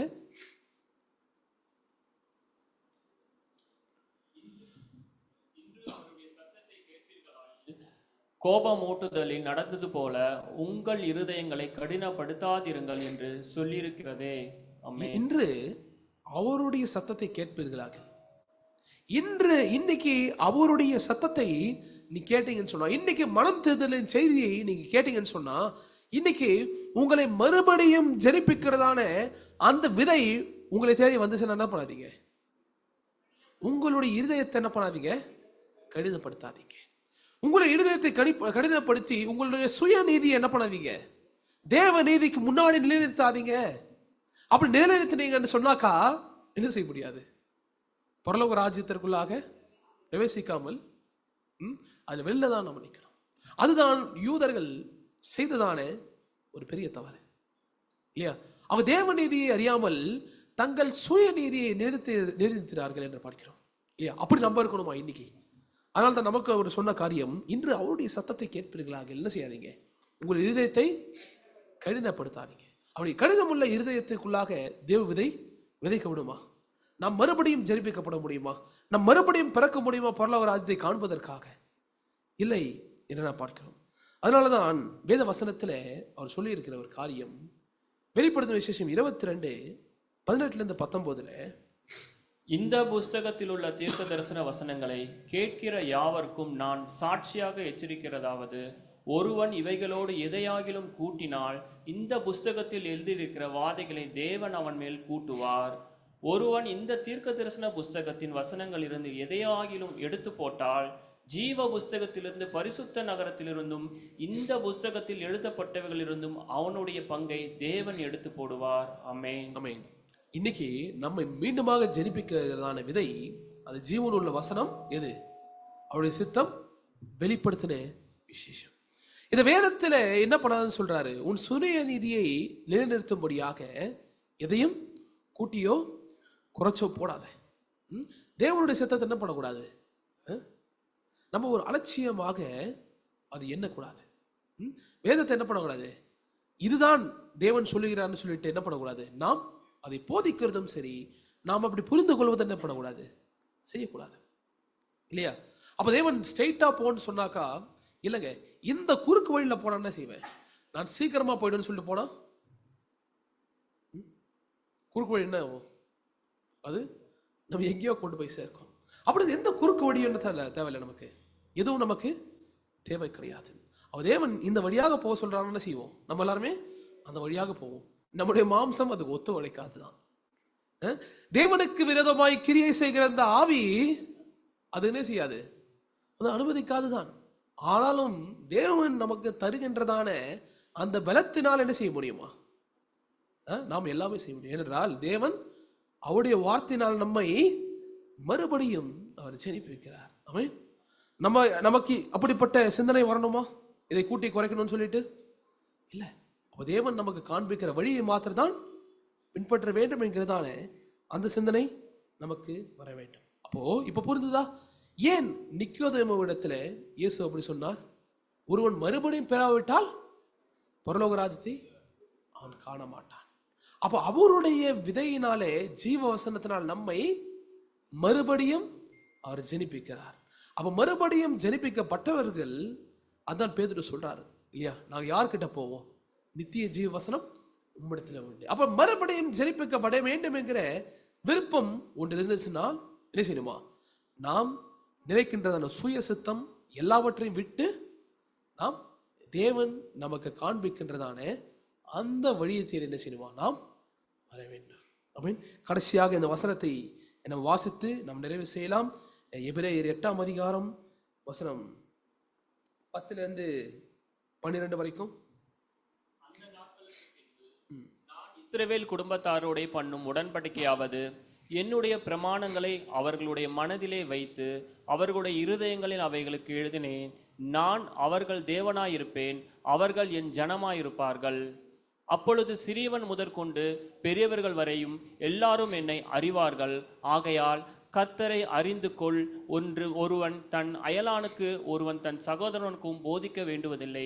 ஏனெனில் நான் அவர்கள் அநியாயங்களை கிருபையாய் மன்னித்து அவர்கள் பாவங்களையும் அக்கிரமங்களையும் இனி நினையாமல் இருப்பேன் என்று கர்த்தர் சொல்கிறார். ஆமென்.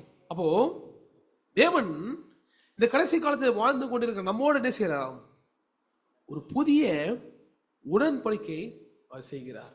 அந்த புதிய உடன்படிக்கை எங்க எழுதுறாரா? நம்ம இருதயத்திலும் நாம் மனதிலும் அவர் என்ன பண்ணாரு? எழுதி வைத்திருக்கிறார். அப்போ இந்த புதிய உடன்படிக்கையை காத்து கொள்ளுகிற ஜனங்கள் எப்படிப்பட்டவங்க கிடையாதுன்னு, அவர்கள் வேதத்திலே கூட்டவோ குறைக்கவோ இருக்கிற ஜனங்கள் கிடையாது இல்லையா? அப்ப இந்த கடைசி நாட்கள் இப்படிப்பட்ட ஜனங்களை தான் என்ன பண்றாரு கர்த்தர்? அவருடைய ராஜ்யத்திற்கென்று அவர்களை மறுபடியும் ஜெனிப்பித்து அந்த பரலோக ராஜ்யத்திலே கூட்டி சேர்க்கிறார். ஆமென். அப்போ ஒருவன் தன் அயலானை நோக்கி கர்த்தரை அறிந்து கொள்ள வேண்டும் என்று இருக்கா? எல்லாரும் அந்த நேரத்தில் என்ன பண்ணுவாங்க? கர்த்தரை அறிந்து கொள்வார்கள் இல்லையா? அப்போ நாம் அந்த இடத்துல உடன்படிக்கை காத்து கொள்ளுகிறவர்களாக, தேவனை அறிந்தவர்களாக, தேவனுடைய வசனத்தினால மறுபடியும் ஜெனிப்பிக்கப்பட்டவர்களாக இருப்போமா என்கிற கேள்வி நம்ம என்ன செய்யணும்? நமக்கு உண்டாக வைக்க வேண்டும் இல்லையா? அப்ப பூரணமாக ஒரு ராஜ்யத்திற்குள்ளாக நாம் பிரவேசிக்கிற வரைக்கும் நம்ம என்ன செய்யணும்? அந்த கேள்வி என்ன பண்ணணும்? நாம் தினமும் நமக்குள்ளாக கேட்க வேண்டியதான கேள்வி. ஐயோ, இந்த வேதத்தை, இந்த சித்தத்தை நான் அறிந்து கொள்ளலன்னா இப்படிப்பட்ட வாய்ப்பை நான் தவற விட்டுருவேனா? அதற்கான என்னென்ன முயற்சிகளை நான் எடுக்க முடியுமோ அப்படிப்பட்ட முயற்சியை என்ன செய்யணுமா? நாம் எடுக்க வேண்டும். ஆமென். ஸோ அதனால நம்முடைய சபையில இந்த ஒரு காரியத்தை நம்ம செய்யணுமாக மெயினாக நம்ம பார்த்துக்கிட்டு இருக்கோம். ஸோ அதனால இந்த இடத்துல கூடுகைகள் வைக்கும் பொழுது, இந்த இடத்துல வேதத்தினுடைய பைபிள் ஸ்டடியில வைக்கும் போது என்ன பண்ணுங்க? தவறாமல் வந்து கலந்து கொள்ளுங்க. சரிங்களா? ஸோ எல்லாமே பக்கத்தில் இருக்கீங்களா? சென்னையில் பக்கத்தில் சில பேர் இருக்கிறீங்க, சில பேர் தூரம் இருக்கீங்க. ஆனால் உங்களால் முடிந்த வரைக்கும் என்ன செய்யுங்க? கர்த்தருடைய ஜனங்களோட கூட என்ன பண்ணுங்க? ஐக்கியமாக இருக்கிறதுக்கு முயற்சி செய்யுங்க. சரிங்களா? ஸோ இந்த வார்த்தைகளை கொண்டு கர்த்தர் உங்களை ஆசீர்வதிப்பார். நாம் ஜெபிப்போம். நல்ல பிதாவே, இந்த அருமையான நாளை கொடுத்ததுக்காக நன்றி செலுத்துகிறோம். அப்பா, பரலோக ராஜ்யத்திலே பிரவேசிக்கிறவர்கள், பிரவேசியாதவர்களை குறித்து இந்த நாளில் நாங்கள் பார்த்தோம். ஆண்டவரே, இந்த உலகத்திலே ஒரே மனுஷனால் பாவமும், பாவத்தின் மூலமாக மரணமும் வந்தது. ஆனாலும் கூட உங்களுடைய விதையாகிய தேவனுடைய வசனத்தினால எங்களை மறுபடியும் நீ ஜெனிப்பித்த அந்த உன்னதமான கிருபைக்காக நன்றி செலுத்துகிறோம். அப்பா, கிருபையா இயேசு கிறிஸ்துவின் ரத்தத்தினால எங்களை மீட்டு கொண்ட அந்த மேலான தெய்வத்திற்காக நாங்கள் நன்றி செலுத்துகிறோம். அப்பா, இதனாலும் கூட தேவனுடைய ஜனங்கள் பரலோக ராஜ்யத்தின் நம்பிக்கையினாலே இந்த இடத்துல கூடி வந்திருக்கிறார்கள். வந்த ஒவ்வொருவரையும் ஆசீர்வதிப்பீராக. இதனால் நாங்கள் கேட்ட வசத்தின் பிரகாரமாக எங்கள் ஆவிக்குரிய வாழ்க்கையிலே இந்த உலகத்தில் நடந்து கொள்ள கர்த்தர் உதவி செய்கிறாக.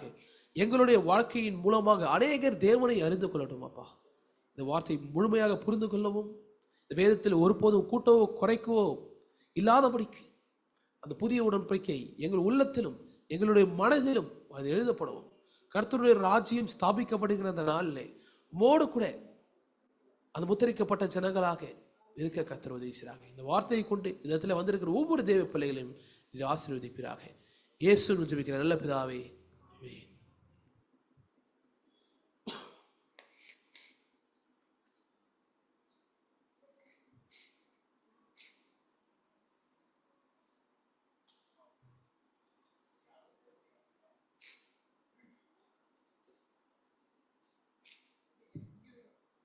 ஓகே, எல்லாரும் வார்த்தையினால் ஆசீர்வதிக்கப்பட்டிருப்பீங்கன்னு விசுவாசிக்கிறேன். வார்த்தையினால் ஆசீர்வதிக்கப்பட்டீங்களா? ஆமென், ஆமென். ஒரு சில அறிவிப்புகளை உங்களோடு கூட நான் பகிர்ந்து கொள்ள விருப்பப்படுகிறேன். ஒவ்வொரு ஞாயிற்றுக்கிழமையும் காலை 10 மணி அளவில் நமக்கு ஆராதனை நேரடியாகவும் இருக்கும், இணையதளத்திலையும் இருக்கும். இணையதளத்தில் இருக்கிறவங்க வெளி இடங்களிலிருந்து அவங்க இணைந்து கொள்வாங்க. சென்னையில் இருக்கிற நாம நேரடியாக வந்து தேவனுக்கு நம்ம ஆராதனை செலுத்த நான் நினைக்கிறேன். ஆமென். அடுத்தபடியாக நமக்கு போதகர் சொன்னது போல வகுப்புகள், வேதாகம வகுப்புகள் நமக்கு துவங்கப்பட்டிருக்கிறது. அது விசேஷித்த விதமாக போதகர்களுக்கான வகுப்பு துவங்கி இருக்கிறது. நாட்கள் பார்த்தீங்கன்னா திங்கக்கிழமை, வியாழக்கிழமை மற்றும் சனிக்கிழமை இரவு 8 மணிக்கு. இது ஆன்லைனில் தான். ஸோ நீங்கள் வீட்டில் இருந்த போலே, நீங்கள் வேலைக்கெல்லாம் போயிட்டு வந்துட்டு வீட்டில் இருந்த போலவே நீங்கள் அட்டன் பண்ணலாம். இதன் மூலயமா நீங்கள் அநேக காரியங்களை கற்றுக்கொள்வீங்க. ஆதியாகமத்திலிருந்து வெளிப்படுத்தின விசேஷம் வரைக்கும் முழுமையாக நம்ம கற்றுக்கொள்ளலாம். அடுத்ததாக வருகிற வாரம் சனிக்கிழமை அன்று நமக்கு இரவு 7 மணிக்கு ஒரு சிறப்பு செமினார் ஒன்று இருக்கிறது, கருத்தரங்கு. தேவனுடைய கடைசி கால கிரியை என்ற தலைப்பின் கீழாக நாம் ஒரு சிறப்பு செமினார் நாம் அட்டன் பண்ண இருக்கிறோம். ஸோ அந்த செமினாருக்கு நாம் என்ன பங்கு நம்ம செலுத்தணும்னா, உங்களுக்கு தெரிந்தவர்களுக்கு நீங்கள் என்ன பண்ணுங்கள்? நீங்கள் ஷேர் பண்ணுங்கள். ஆமென். நம்மளால செய்ய முடியும் தானே. இதுவும் நமக்கு இலவசம் தான், நமக்கு இதுக்கு எந்த என்ட்ரி ஃபீஸும் நமக்கு கிடையாது. இதுவுமே நமக்கு ஜூமில் வந்து நமக்கு நடக்குது. உங்களுக்கு அந்த லிங்க் வேணும்னா நம்மளுடைய வாலண்டியர்ஸ் நீங்கள் காண்டாக்ட் பண்ணுங்கள், அவங்க உங்களுக்கு ஹெல்ப் பண்ணுவாங்க. அடுத்ததாக வருகிற சனிக்கிழமை மதியம் 12 மணிக்கு இந்த இடத்துல வைத்து நமக்கு ஒரு ஆண்கள் மற்றும் பெண்களுக்கான ஒரு ஐக்கிய கூடுகை இருக்கிறது. வாலிபர்களுக்கு நம்ம தனியாக ஒரு கூடுகை இருக்கும். ஆனால் வருகிற வாரம் விசேஷித்த விதமாக ஆண்களுக்கும் மற்றும் பெண்களுக்கான ஒரு ஐக்கிய கூடுகை இருக்கிறது. நீங்கள் எல்லாருமே ரொம்ப நல்லா சமைப்பீங்கன்னு நான் கேள்விப்பட்டேன். ஸோ பிரதர்ஸாக இருக்கட்டும், சிஸ்டர்ஸாக இருக்கட்டும், ஸோ உங்களுக்கு பிடிச்ச டிஷ் அது எதுவாக இருந்தாலும் சரி, நீங்கள் செஞ்சு எடுத்துகிட்டு வரும்பொழுது நம்ம எல்லாருமே சேர்ந்து நம்மளுடைய அன்பை நம்ம என்ன பண்ணலாம், பகிர்ந்து கொள்ளலாம். எல்லாருமே நம்ம வரலாமா? ஆமென். ஓகே. அடுத்ததாக நமக்கு ஹவுஸ் ப்ரேயர் அப்புறம் ஹோம் விசிட் நமக்கு இருக்குது. உங்களுடைய வீடுகளில் வந்து ஹவுஸ் விசிட் நம்ம செய்யணும், ப்ரேயர் பண்ணணும் அப்படின்னு நீங்கள் விருப்பப்பட்டீங்கன்னா, அவங்களோட வீடுகள் பகுதிகள் கிறிஸ்தவர்கள் இருக்கிறாங்க, அவர்களுக்கும் இந்த வார்த்தை கொண்டு சேர்க்கணும், அவர்களும் இந்த வார்த்தையை வந்து கேட்கணும்னு நினைக்கிறாங்க, ஆனால் அவங்களால தூரத்துலேருந்து வர முடியல, நீங்கள் ஒரு தடவை வந்தீங்கன்னா கொஞ்சம் நல்லா இருக்கும்னு நினச்சிங்கன்னா கண்டிப்பாக உங்களுக்காக நாங்கள் வீடுகளுக்கு வந்து அந்த ஜெப கூட்டங்களை நடத்துவதற்கும் தேவ செய்தியை கொடுப்பதற்கும் போதகர் நமக்கு எப்பவுமே ஆயத்தமாக இருக்கிறாங்க.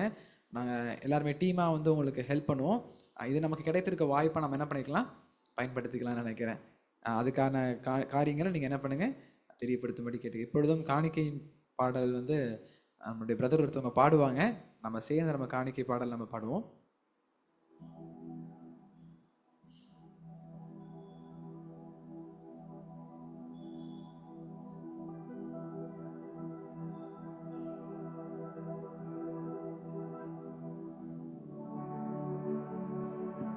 செல்லப்ப பிரதர் வரீங்களா, ஒரு பாடலை பாடுறீங்களா?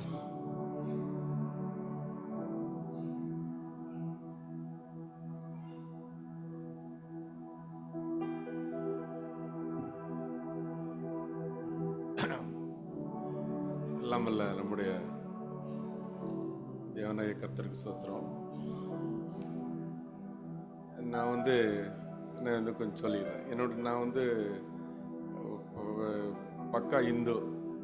இப்போ லாஸ்ட்டாக 2024 ஜூலையில் தான் இந்த கிறிஸ்துக்குள்ள வந்து ரொம்ப வந்தேன்.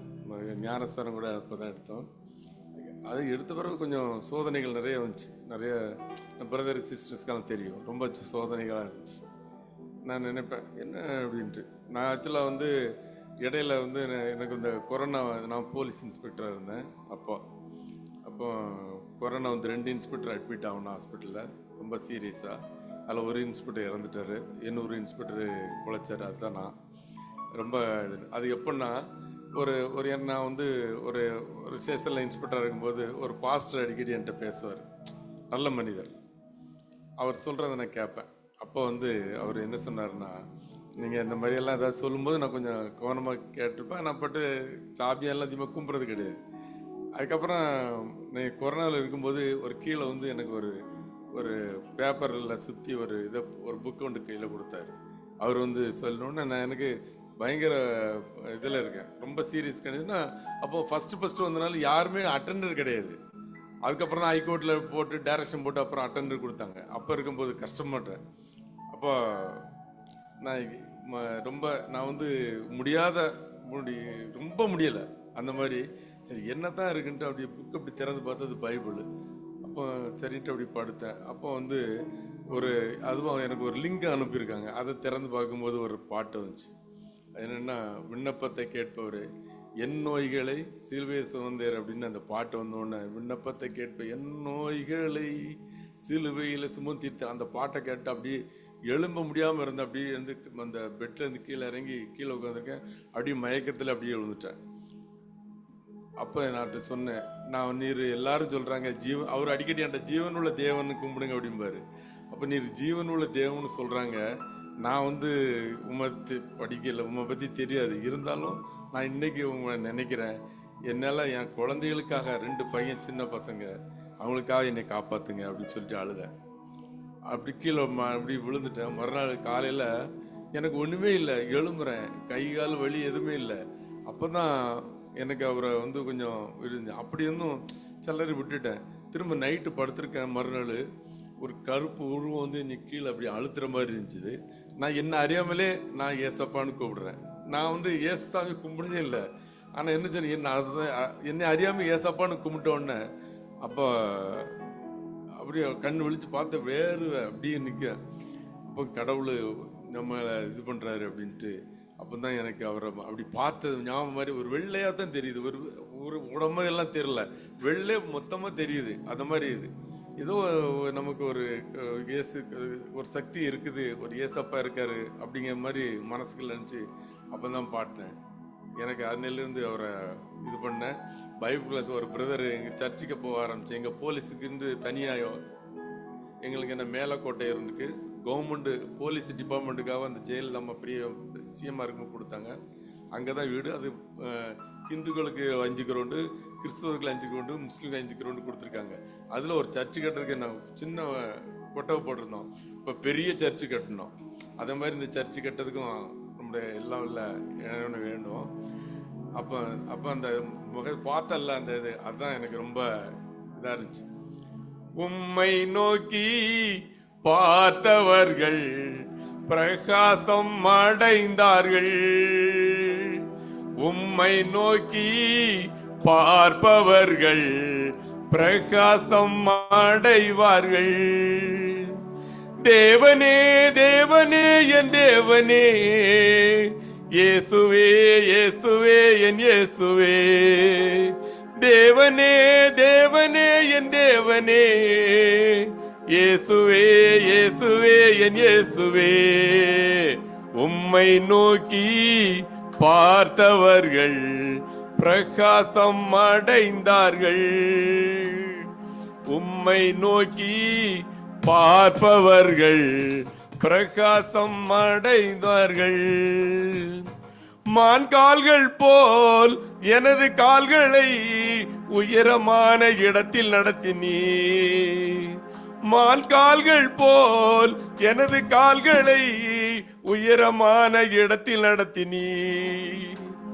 தேவனே தேவனே என் தேவனே, இயேசுவே இயேசுவே என் இயேசுவே, தேவனே தேவனே என் தேவனே, இயேசுவே இயேசுவே என் இயேசுவே.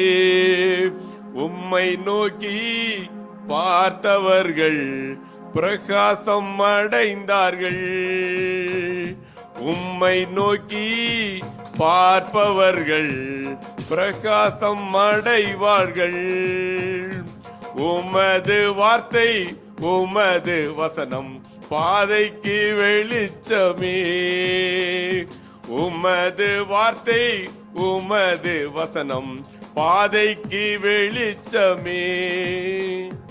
தேவனே தேவனே என் தேவனே, இயேசுவே இயேசுவே என் இயேசுவே, தேவனே தேவனே என் தேவனே, இயேசுவே இயேசுவே என் இயேசுவே. உம்மை நோக்கி பார்த்தவர்கள் பிரகாசம் அடைந்தார்கள், உம்மை நோக்கி பார்ப்பவர்கள் பிரகாசம் அடைவார்கள். எப்போதும் என்னோடு இருக்கின்ற தேவா இம்மானுவேலே நன்றி, எப்போதும் என்னோடு இருக்கின்ற தேவா இம்மானுவேலே நன்றி. தேவனே தேவனே என் தேவனே, இயேசுவே இயேசுவே என் இயேசுவே, தேவனே தேவனே என் தேவனே, இயேசுவே இயேசுவே என் இயேசுவே. ஆமென். உங்களுக்கு தெரியும், பொதுவாக போலீஸ்னாலே ஒரு இப்படி தான் இருப்பாங்க அப்படிங்கிற மாதிரி ஒரு இது இருக்கும். ஆனால் நான் இந்த பைசா இந்த கரப்ஷன் அந்த மாதிரி இல்லைனாலும் நான் ரொம்ப பாவம் செஞ்சுருப்பேன். ஏன்னா நான் தான் நீங்கள் பாவம் செய்யும்போது சொல்லும்போது எனக்கு அப்படி கஷ்டமாக இருக்கும்.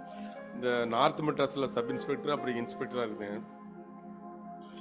அங்கே எப்போவுமே மர்டர் நடக்கும், அடிக்கடி மர்டர் நடக்கும். அதை கண்ட்ரோல் பண்ணணும்னா என்ன தான் போட்டாங்கன்னா, இப்போ நான் ரொம்ப பாவம் செஞ்சேன்.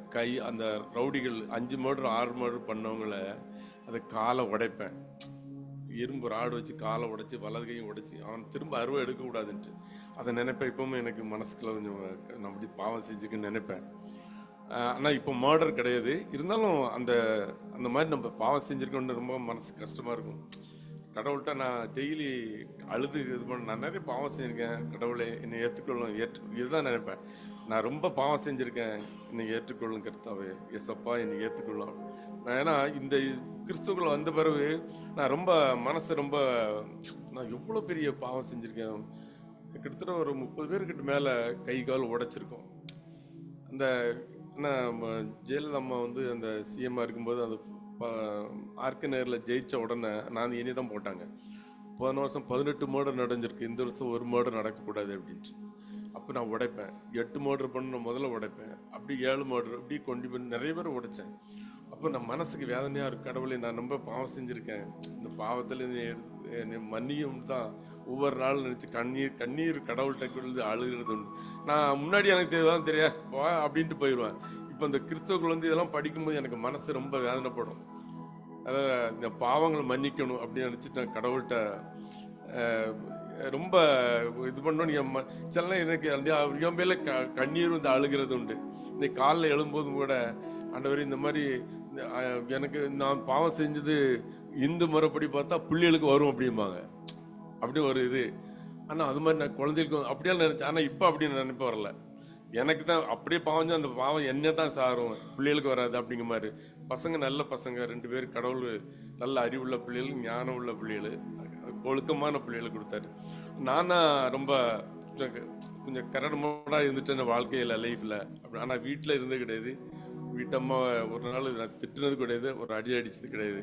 அதில் இருந்தேன். ரொம்ப நல்லவங்க. கடவுள்கிட்ட கூட நான் நினைப்பேன், ஆண்டவரே உங்களுடைய சித்தம் இருந்தா என் மனைவிக்கு முன்னாடி நீ எடுத்துக்கான்னு தான் கடவுள்கிட்ட கடைசி வரை கேட்பேன். அந்த மாதிரி இருக்கேன். ஆனால் நான் உங்கள்கிட்ட எல்லாத்தையும் நினைப்பேன், என் பாவத்தை எல்லாம் உங்கள்கிட்ட சொல்லணும்னு நினைப்பேன். எல்லாம் இப்போ நிறைய பைபிளில் வருது, பாவத்தை வந்து ஒரு மனிதன்கிட்ட அறிக்கை விடணும் மாதிரி சொல்லும்போது எனக்கு கொஞ்சம் அதெல்லாம் படிக்கும்போது எனக்கு ரொம்ப வேதனையாக படுவேன். என் பாவங்களை மன்னிக்கப்படணும்னு நினைக்கிறேன். ஏசப்பா மன்னிப்பா நம்பிக்கையோடு துதிக்கிறேன். நன்றி, வணக்கம். ஆமென். நம்ம கண்களை மூடி ஜெபிக்கலாம். மகா கிருபையும் இரக்கமும் நிறைந்த தேவனே, இந்த நல்ல காலை வேளையிலும் கூட ஆண்டவரே உமக்காக நாங்கள் விதைத்திருக்கிறோம். கர்த்தர் இதனுடைய பலனை 30, 60, 100 நீர் விலை செய்தருளும்படியாய் ஜெபிக்கிறோம். உற்சாகமாய் கொடுக்கிறவனிடத்துல தேவன் பிரியமாய் இருக்கிறீர். ஆண்டவரே நாங்கள் உற்சாகமாக விதைத்திருக்கிறோம். எங்களுடைய பண தேவைகளையும் எங்களுடைய பொருளாதார தேவைகளையும் கர்த்தர் தாமே நீர் சந்திக்கும்படியாய் ஜெபிக்கிறோம். ஆண்டவரே எங்களுடைய தேவைகள் அநேகமாக இருந்தாலும் தேவன் எல்லாவற்றுக்கும் மேலானவராய் இருக்கிறீர். எங்களை நீர் இம்மட்டும் நடத்தின தேவன் இனியும் நடத்த போகிற கிருபைகளுக்காக நன்றி செலுத்துகிறோம். ஆசீர்வதியும் பொறுப்படுத்திக் கொள்ளும். இயேசு கிறிஸ்துவின் ஜெபிக்கிறோம் பிதாவே, ஆமென். நம்ம எழும்பி நின்று முடிவு ஜெபத்தை நம்ம ஏறெடுக்கலாம். நம் போதகர் நமக்காக ஏறெடுப்பார்கள்.